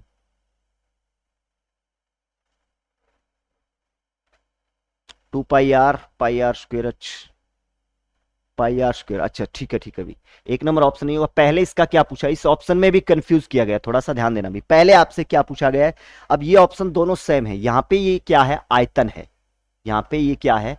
आयतन है, और ये क्या दे रखा है? क्षेत्रफल दे रखा है। लेकिन इसने पहले क्या पूछा है? क्षेत्रफल पूछा है, तो 2 नंबर ऑप्शन होगा इसका, ध्यान देना भी, 2 नंबर ऑप्शन होगा। ऑप्शन में भी कंफ्यूज किया गया है, पहले इसमें ये आयतन है और ये क्षेत्रफल है, इसने पहले क्षेत्रफल पूछा है। चलिए नेक्स्ट, अगला क्वेश्चन। सांख्यिकी विज्ञान तथा कला दोनों है, यह कथन निम्न में से किसके द्वारा दिया गया था? सांख्यिकी विज्ञान तथा कला दोनों है, सांख्यिकी विज्ञान तथा कला दोनों है, ये दिया था टिपेल ने दिया था। किसने दिया था? टिपेल ने। और ऐसा अपने पास R.A. फिशर, आलेख, आंसर सी ऑप्शन हो जाएगा, टिपेल ने दिया था। चलिए नेक्स्ट, अगला क्वेश्चन। असमान अंतरालों के आवर्ती बटन के लिए आयत चित्र बनाते समय दंडों की ऊंचाइयों के निम्न अनुपात में रखा जाता है। ऊंचाइयों किस अनुपात में रखा जाता है? आवर्ती घनत्व के अनुपात में रखा जाता है। किस अनुपात में रखा जाता है? आवर्ती घनत्व के अनुपात में रखा जाता है। नेक्स्ट, अगला क्वेश्चन। 20 प्रेक्षणों का प्रसरण, 20 प्रेक्षण है, उनका प्रक्षरण कितना है? 5 है। यदि प्रत्येक प्रेक्षण को या प्रत्येक प्रेक्षण को 2 से गुणा किया गया हो तो प्राप्त प्रेक्षणों का नया प्रसरण ज्ञात कीजिए। प्रसरण का फॉर्मूला क्या होता है? प्रसरण कितना दिया गया है अपने को? 20 प्रेक्षणों का प्रसरण दिया गया है। इसका फॉर्मूला होता है बराबर सिग्मा एक्स स्क्वायर बटे एन माइनस एक्स बार इसकी स्क्वायर, ये इसका फॉर्मूला होता है। एन क्या है? यहाँ पे प्रेक्षणों का संख्या, प्रेक्षणों की संख्या है और इसका मान कितना दिया गया है? 5 बराबर सिग्मा एक्स स्क्वायर बटे एन, और एन का मान कितना है? एन का मान कितना दे रखा है? 20। कितने प्रेक्षण है? 20 प्रेक्षण है, तो 20 बराबर एक्स बार माइनस एक्स बार की स्क्वायर। अब ये कंडीशन नंबर 1, समीकरण नंबर 1, सभी प्रत्येक प्रेक्षण को 2 से गुना करेगा। प्रत्येक प्रेक्षण को 2 से गुना करेगा तो दुगुना हो जाएगा। 2 से गुना करेगा, एक्स की स्क्वायर करेंगे तो एक्स की स्क्वायर, 2 की स्क्वायर 4 सिग्मा एक्स स्क्वायर बटे प्रेक्षण तो उतने के उतने 20 माइनस, और ये 2 दुगना कर दिया तो 2x बार इसकी स्क्वायर हो जाएगा। अब इसको अपने सॉल्व करें, 4 सिग्मा एक्स स्क्वायर बटे 20 माइनस 2 का स्क्वायर 4 एक्स बार इसकी स्क्वायर हो जाएगा। अब 4 बाहर कॉमन ले लेते हैं, 4 को बाहर कॉमन ले लेंगे तो ये बन जाएगा सिग्मा एक्स स्क्वायर बटे 20 माइनस एक्स की बार स्क्वायर, और इसका मान कितना है? इसका मान समीकरण 1 से देखें तो इसका मान कितना दे रखा है? 5। तो इसका मान रखूंगा मैं 4 गुना 5, 4 5 या 20, कितना हो जाएगा? नया प्रेक्षण कितना होगा? नया प्रसरण होगा, नए प्रेक्षणों का नया प्रसरण कितना होगा? अगर 2 से गुना करेंगे तो 20। 1 नंबर ऑप्शन इसका राइट आंसर होगा, 1 नंबर ऑप्शन, ए नंबर। नेक्स्ट अगला क्वेश्चन, एक सममित बटन के लिए बहुलक माइनस माध्य क्या होगा? सममित बटन की बात करें, सममित बटन के लिए, सममित बटन के लिए ध्यान रखना, सममित बटन में माध्य, माध्यिका और बहुलक तीनों का मान क्या होता है? बराबर होता है। सममित बटन में माध्य बराबर क्या होगा?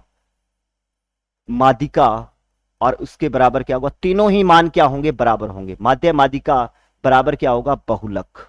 माध्य माध्यिका और बहुलक तीनों का मान क्या होगा? बराबर होगा। तीनों का मान बराबर होगा, और अपने से पूछा है बहुलक माइनस माध्यिका, तो ये मान बराबर होगा, तो बहुलक माइनस माध्यिका का मान क्या आ जाएगा? बहुलक भी उतना ही होगा, उतनी माध्यिका, तो बहुलक माइनस माध्यिका का मान आ जाएगा 0। सममित बटन में माध्य, माध्यिका और बहुलक तीनों का मान क्या होता है? बराबर होता है। तीनों का मान बराबर होगा, तीनों आपस में क्या होंगे? बराबर होंगे तीनों के मान, तो इसका मान कितना आ जाएगा? 0। डी नंबर ऑप्शन इसका हो जाएगा। नेक्स्ट आपका साइंस का क्वेश्चन है, वह प्रजाति, ये आपको करवाएंगे दौल सर, वह प्रजाति जो प्राकृतिक और आवासों में नहीं पाई जाती परंतु सुरक्षित क्षेत्रों में पाई जाती है, कहलाती है, क्या कहलाएगी? दौल सर बताएंगे आप।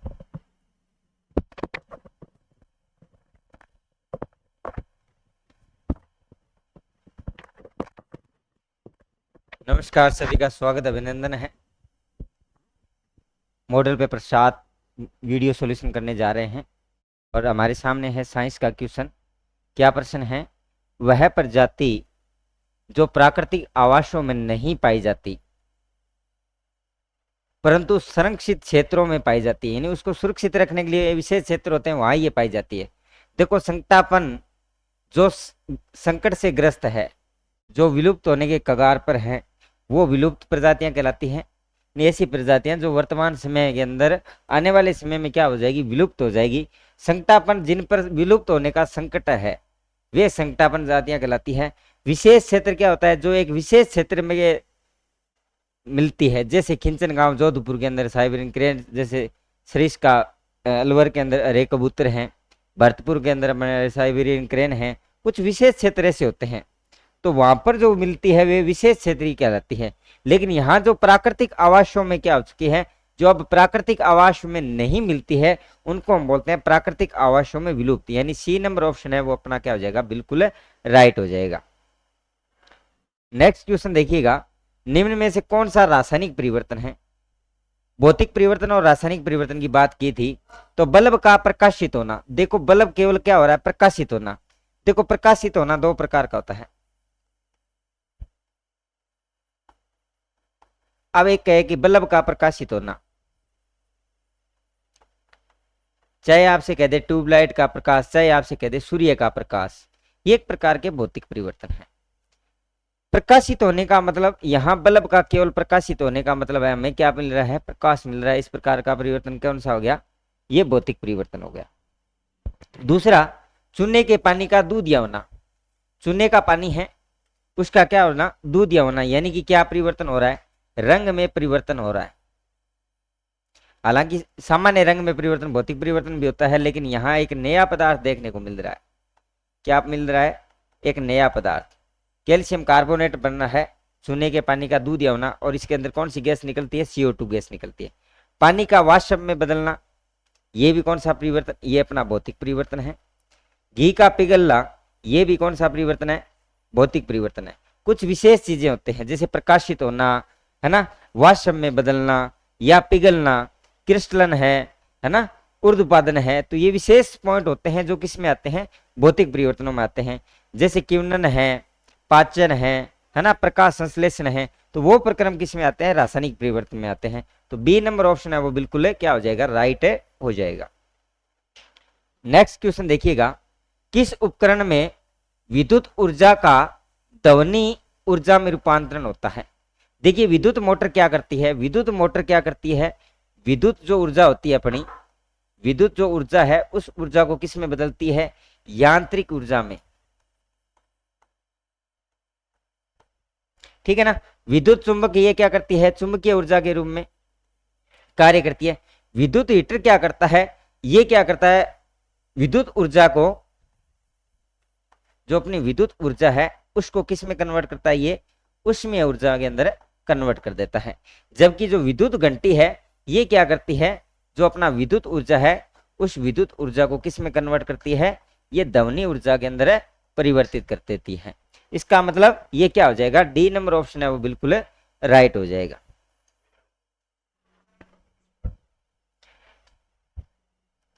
नेक्स्ट क्वेश्चन देखिएगा, नेक्स्ट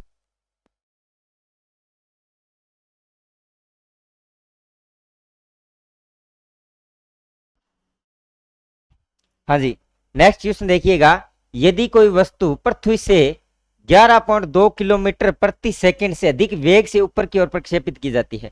देखिए इसको हम बोलते हैं पलायन वेग। क्या बोला जाता है, एक वेग होता है जिसको हम बोलते हैं पलायन वेग।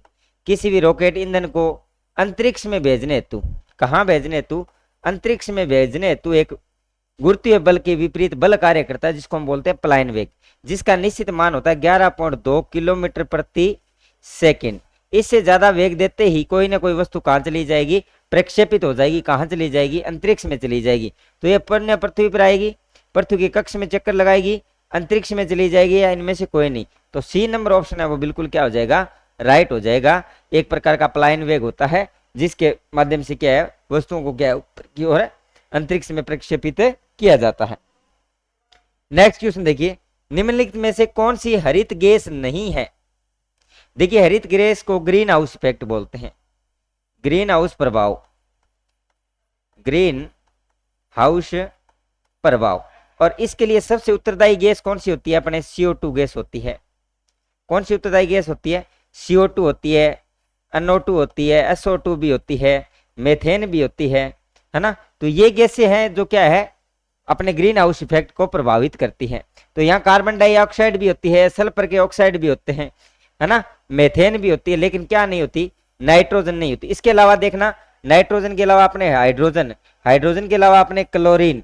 तो ये इन गैसों का नाम हो सकता है, या नाइट्रोजन की जगह आपको हाइड्रोजन दे दिया जाए, क्लोरीन दे दिया जाए, तो ये गैसें इसमें क्या है, ग्रीन हाउस इफेक्ट गैसें नहीं कहलाती। जैसे CO दे दे, CO2 दे दे, NO2 दे दे, SO2 दे दे, है ना, NO दे दे, यानी नाइट्रोजन के ऑक्साइड और सल्फर के भी ऑक्साइड आते हैं, और मेथेन दे दे, इन गैसों में से कोई भी गैस दे दे तो वो ग्रीन हाउस इफेक्ट को प्रभावित करती है। और सबसे ज्यादा कौन करता है, सबसे ज्यादा ग्रीन हाउस इफेक्ट प्रभावित करने वाली गैस है वो कौन सी होती है, अपनी कार्बन डाइऑक्साइड गैस। तो राइट आंसर क्या हो जाएगा, डी नंबर ऑप्शन है वो बिल्कुल राइट हो जाएगा। नेक्स्ट क्वेश्चन देखिएगा, निम्न में से किस में शिक्षा मनोविज्ञान उपयोगी नहीं है। साइंस के बाद अपने स्टार्ट होते हैं शिक्षा मनोविज्ञान की क्वेश्चन। और पहला है कि किस में शिक्षा मनोविज्ञान उपयोगी नहीं है, यानी कि जो वाक्य देखो, बालकों की मानसिक अस्वस्थता का पता लगाने में, बिल्कुल सही है। मानसिक स्वास्थ्य बिल्कुल फर्स्ट ग्रेड के अंदर टॉपिक लगता है, तो बच्चे किस कारण से अस्वस्थ है उनका पता लगाने में मनोविज्ञान सहायक है। दूसरा, शिक्षण की विधियों के चयन में, यानी कि जब आप अधिगम करवाते हो अपना शिक्षण करवाते हैं, तो शिक्षण के समय शिक्षण विधियों और अधिगम के समय उचित शिक्षण विधियों के चुनाव में शिक्षा मनोविज्ञान अत्यंत क्या होती है, उपयोगी होती है। छात्रों को अभिप्रेरित करने में, यानी अभिप्रेरणा देने में भी क्या है, अभिप्रेरणा या अभिप्रेरित करने में भी क्या है, शिक्षा मनोविज्ञान महत्वपूर्ण योगदान निभाती है। लेकिन केवल पशु प्रयोग करने पर क्या है, शिक्षा मनोविज्ञान उपयोगी नहीं है। ऑप्शन नंबर डी, पशु प्रयोग होता है लेकिन पशु प्रयोग करना ही केवल शिक्षा मनोविज्ञान है, उपयोगी नहीं है। तो डी नंबर ऑप्शन अपना बिल्कुल राइट हो जाएगा। नेक्स्ट क्वेश्चन देखिए, एक शिक्षिका अपने विद्यार्थियों को अनेक तरह की सामूहिक गतिविधियों में व्यस्त रखती है, जैसे समूह चर्चा, समूह परियोजनाएं, भूमिका निर्वाह आदि। यह सीखने के किस आयाम को उजागर करता है, यानी किस प्रकार की तकनीक या किस प्रकार के अधिगम की बात कर रही है। तो यहां देखो, सामाजिक गतिविधि के रूप में, मनोरंजन द्वारा अधिगम, भाषा निर्देशित अधिगम और प्रतियोगिता आधारित अधिगम। देखिए प्रतियोगिता होता तो जैसे इसमें क्या कोई प्रतियोगिता, जैसे अंताक्षरी है ना, जैसे कोई पेंटिंग प्रतियोगिता है ना, जैसे कोई पत्राचार, बहुत सारी ऐसी प्रतियोगिताएं हैं, उसके आधारित अगर कार्य हो रहा है तो वो कहलाती है प्रतियोगिता आधारित अपना अधिगम। भाषा निर्देशित अधिगम, इसके अंदर आता है भाषा विशेष, भाषा विशेष से संबंधित होते हैं, वो आता है भाषा विशेष। मनोरंजन के अंदर क्या है, इसके अंदर आपका संगीत भी हो सकता है, नाटक भी हो सकता है ना, कहानी भी हो सकती है। इनके माध्यम से यदि कोई हम मनोरंजन करवाते हैं तो वो मनोरंजन युक्त क्या कहलाता है, अधिगम कहलाता है। लेकिन यहाँ देखिए सामूहिक चर्चा, समूह चर्चा, यानी समूह में रहते हुए चर्चा, परियोजनाएं बनाना, भूमिका निर्वाह, ये है अपना भूमिका निर्वाह, यानी अब एक विशेष समूह बनाकर उसके अंदर बातचीत कर रहे हैं और बहुत सारे छात्र बैठे हैं, उसके साथ अध्यापिकाएं भी बातचीत कर रही है, तो वो किस प्रकार का अधिगम है, एक सामाजिक गतिविधि के रूप में क्या कहलाता है, अधिगम कहलाता है। तो अपना एक नंबर ऑप्शन है वो बिल्कुल राइट हो जाएगा। नेक्स्ट देखिएगा, अपने शिष्य के संवेगात्मक विकास के लिए अध्यापक को क्या करना चाहिए। देखिए संवेग है, काम, क्रोध, ईर्ष्या, प्रेम, ये सारे के सारे क्या होते हैं, संवेग होते हैं। उन पर नियंत्रण करना, उनको नियंत्रित करने का तरीका सिखाने के लिए अध्यापक को क्या करना चाहिए, शिष्य के माता पिता का स्थान हड़पने की कोशिश करनी चाहिए, बिल्कुल भी गलत बात है। वह अपने शिष्य के प्रति प्रेम और स्नेह को विकसित करे, ठीक है। वह अपने शिष्य की शरारत के प्रति प्रेम का रवैया अपनाए, नहीं शरारत के प्रति प्रेम, ठीक है। अपने कुछ चुनिंदा शिष्यों के प्रति पक्षपात पूर्ण करे, ये तो बिल्कुल गलत हो गया। यानी इन दोनों में से क्या है, प्रेम और स्नेह दोनों ही क्या है, एक विशेष प्रकार के क्या होते हैं, संवेग होते हैं। और यहाँ पर सबसे उपयुक्त ऑप्शन कौन सा बन रहा है, 2 नंबर ऑप्शन है वो बिल्कुल उपयुक्त है, यानी बी नंबर ऑप्शन है वो बिल्कुल क्या हो जाएगा, अपना उपयुक्त हो जाएगा। नेक्स्ट क्वेश्चन देखिएगा, विद्यार्थी में सामाजिकता का गुणों को विकसित करने वाली शिक्षण विधि कौन सी है। देखो समस्या समाधान विधि, ये सुक्राती विधि भी कहलाती है। यहां पर क्या है, एक निश्चित समस्या दे दी जाती है बच्चों को और उन समस्याओं को स्वयं क्या करना होता है, हल करना होता है। परियोजना विधि, ये किलपैट्रिक की है, ये किलपैट्रिक महोदय ने दी थी, यानी एक निश्चित परियोजना या योजना तैयार की जाती है और उस योजना पर काम किया जाता है। सामाजिकृत अभिव्यक्ति, ये देखो व्याख्यान विधि, ये सभी जगह काम में आती है, सभी जगह। और सर्वाधिक उपयोगी, सर्वाधिक प्रयोग कौन सा होता है, सर्वाधिक प्रयोग जिसका होता है वो कौन सी विधि होती है, सर्वाधिक प्रयोग जिस विधि का होता है वो होती है अपनी व्याख्यान विधि। व्याख्यान विधि के गुण दोष भी होते हैं, व्याख्यान सबसे सरल है, पाठ्यक्रम को पूर्ण कराने में या अन्य कोई चीजें उनको पूर्ण कराने में व्याख्यान विधि सही है। लेकिन यहाँ पर क्या सामाजिकता के गुणों का विकास करने में कौन सी होती है, सामाजिकृत अभिव्यक्ति है, यानी सी नंबर ऑप्शन है वो बिल्कुल राइट हो जाएगा, ठीक है। तो अपना सी नंबर ऑप्शन है वो बिल्कुल राइट ऑप्शन हो जाएगा, 3 नंबर ऑप्शन। नेक्स्ट क्वेश्चन देखिएगा, कोई शिक्षक छात्रों में किस प्रकार ईमानदारी व अन्य सद्गुणों को विकसित कर सकता है। यानी आपको ईमानदारी जैसे सद्गुण है, विशेष प्रकार के नैतिकता का गुण है, अच्छी भावनाएं हैं, उनको विकसित करना है तो क्या करना चाहिए, किसी ईमानदार छात्र का उदाहरण देना चाहिए, विस्तृत व्याख्यान देना चाहिए, व्यक्तिगत उदाहरण देना चाहिए, उपयुक्त में से कोई नहीं। विशेष व्यक्ति के, यानी उन्हें विशेष व्यक्तियों के क्या देने चाहिए, व्यक्ति विशेष के उदाहरण प्रस्तुत करने चाहिए। जैसे पंडित नेहरू, जवाहरलाल नेहरू हो गया, महात्मा गांधी हो गया, या कोई अन्य कोई व्यक्ति विशेष है, उनका उदाहरण देकर हम उनको क्या है ईमानदारी जैसे सद्गुणों का हम क्या करते हैं प्रयोग करते हैं। तो व्यक्ति विशेष की पहचान, 3 नंबर ऑप्शन बिल्कुल राइट हो जाएगा। नेक्स्ट देखिएगा, प्रधानाध्यापक को दृढ़ चरित्र वाला होना चाहिए। ये उपयुक्त कथन किसका है? जेडी मुन्ने, रायबरन, कुबरली और पीटर्समैन। जेबी मुन्ने कहते हैं कि अध्यापक को हमेशा अच्छी गुण और समझ वाला होना चाहिए, जबकि राय ये देते हैं कि उनका चरित्र कैसा हो? दृढ़ हो। चरित्र दृढ़ हो, यह राय देते हैं। कौन देते हैं? राय देते हैं। कौन? रायबरन महोदय। तो ये परिभाषा किसकी हो जाएगी? रायबरन महोदय की हो जाएगी, है ना। चरित्र दृढ़ हो, ये राय देते हैं। कौन देते हैं? अपने रायबरन महोदय देते हैं। तो बी नंबर ऑप्शन बिल्कुल राइट हो जाएगा। नेक्स्ट देखिए, गुणवत्तावर्त कितने कर्मचारियों का समूह होता है? गुणवत्तावर्त होता है सहयोग एवं समायोजन के साथ एक विशेष चीज, विशेष यानी गुण विशेष का क्या करना? निर्माण करना। सहयोगात्मक भावनाओं के साथ समस्या समाधान हल करने हेतु एक विशेष प्रकार का वर्त निर्मित किया जाता है, जिसमें कुछ कर्मचारियों का एक समूह बना होता है। उसमें कर्मचारियों की संख्या होती है वो निर्धारित होती है। 6 से 12 कर्मचारियों का क्या होता है कि समूह होता है, जिसको हम बोलते हैं गुणवत्तावर्त। और ये क्या है? सहयोग और समस्या समाधान जैसे विशेष गुणों को हल करने हेतु ये बनाया जाता है। तो इसके अंदर कितने कर्मचारियों का समूह होना चाहिए? सी नंबर ऑप्शन बिल्कुल राइट हो जाएगा। नेक्स्ट क्वेश्चन देखिएगा, आधुनिक पर्यवेक्षण है। ये सारे के सारे अपने मैनेजमेंट के क्वेश्चन चल रहे हैं। पर्यवेक्षण के अंदर क्या होता है? प्रे और वेक्षण करना, यानी इसके अंदर योजनाबद्ध होता है, लोकतांत्रिक होता है, वस्तुनिष्ठ भी होता है और उपरोक्त भी। देखो इसके अंदर सारी चीजें समावित होती है। प्रेक्षण है वो एक योजनाबद्ध तरीके से किया जाता है। उसके अंदर लोकतांत्रिक यानी सभी को समानता की भावना का निर्माण होता है। वस्तुनिष्ठता का उसके अंदर क्या होता है? गुण पाया जाता है। तो डी नंबर ऑप्शन बिल्कुल राइट हो जाएगा। नेक्स्ट क्वेश्चन देखिएगा, संस्थागत नियोजन कैसा होना चाहिए? संस्थागत नियोजन हमेशा कैसा होना चाहिए? लचीलेपन का, यानी उसमें समय समय पर क्या किया जा सके? परिवर्तन किया जा सके। इस प्रकार क्या होना चाहिए? लचीलेपन का गुण होना चाहिए। समस्या केंद्रित होना चाहिए। यदि किसी नियोजन में कोई समस्या आ रही है तो उसका नियोजन होना जरूरी है, समस्या का समाधान होना जरूरी है। तो समस्या केंद्रित भी हो और समस्या समाधान युक्त भी होना चाहिए। विकास के सिद्धांत पर आधारित होना चाहिए, यानी ज्यादा से ज्यादा क्या हो? विकसित हो, विकास हो उसका सिद्धांत को अपनाना चाहिए। इसलिए इसका भी आंसर क्या हो जाएगा? डी नंबर ऑप्शन हो जाएगा। सारी चीजें संस्थागत नियोजन में होना आवश्यक है। नेक्स्ट क्वेश्चन देखिएगा, नेतृत्व की किस शैली का प्रयोग कर्मचारियों की अनुभवहीनता, असुरक्षा एवं अकुशलता की स्थिति में किया जाता है? देखो प्रजातांत्रिक शैली कौन सी होती है? प्रजातांत्रिक शैली वो होती है जहां स्वतंत्रता होती है, सबको समानता की भावना से देखा जाता है। वहां पर देखो अगर कोई कर्मचारी है वो अनुभवहीनता या असुरक्षा करता है, वहां पर एक तंत्रीय शैली को अपनाया जाता है, यानी किसी एक व्यक्ति विशेष का क्या होता है? उस पर नियंत्रण होता है। एक व्यक्ति विशेष का जिस पर क्या हो?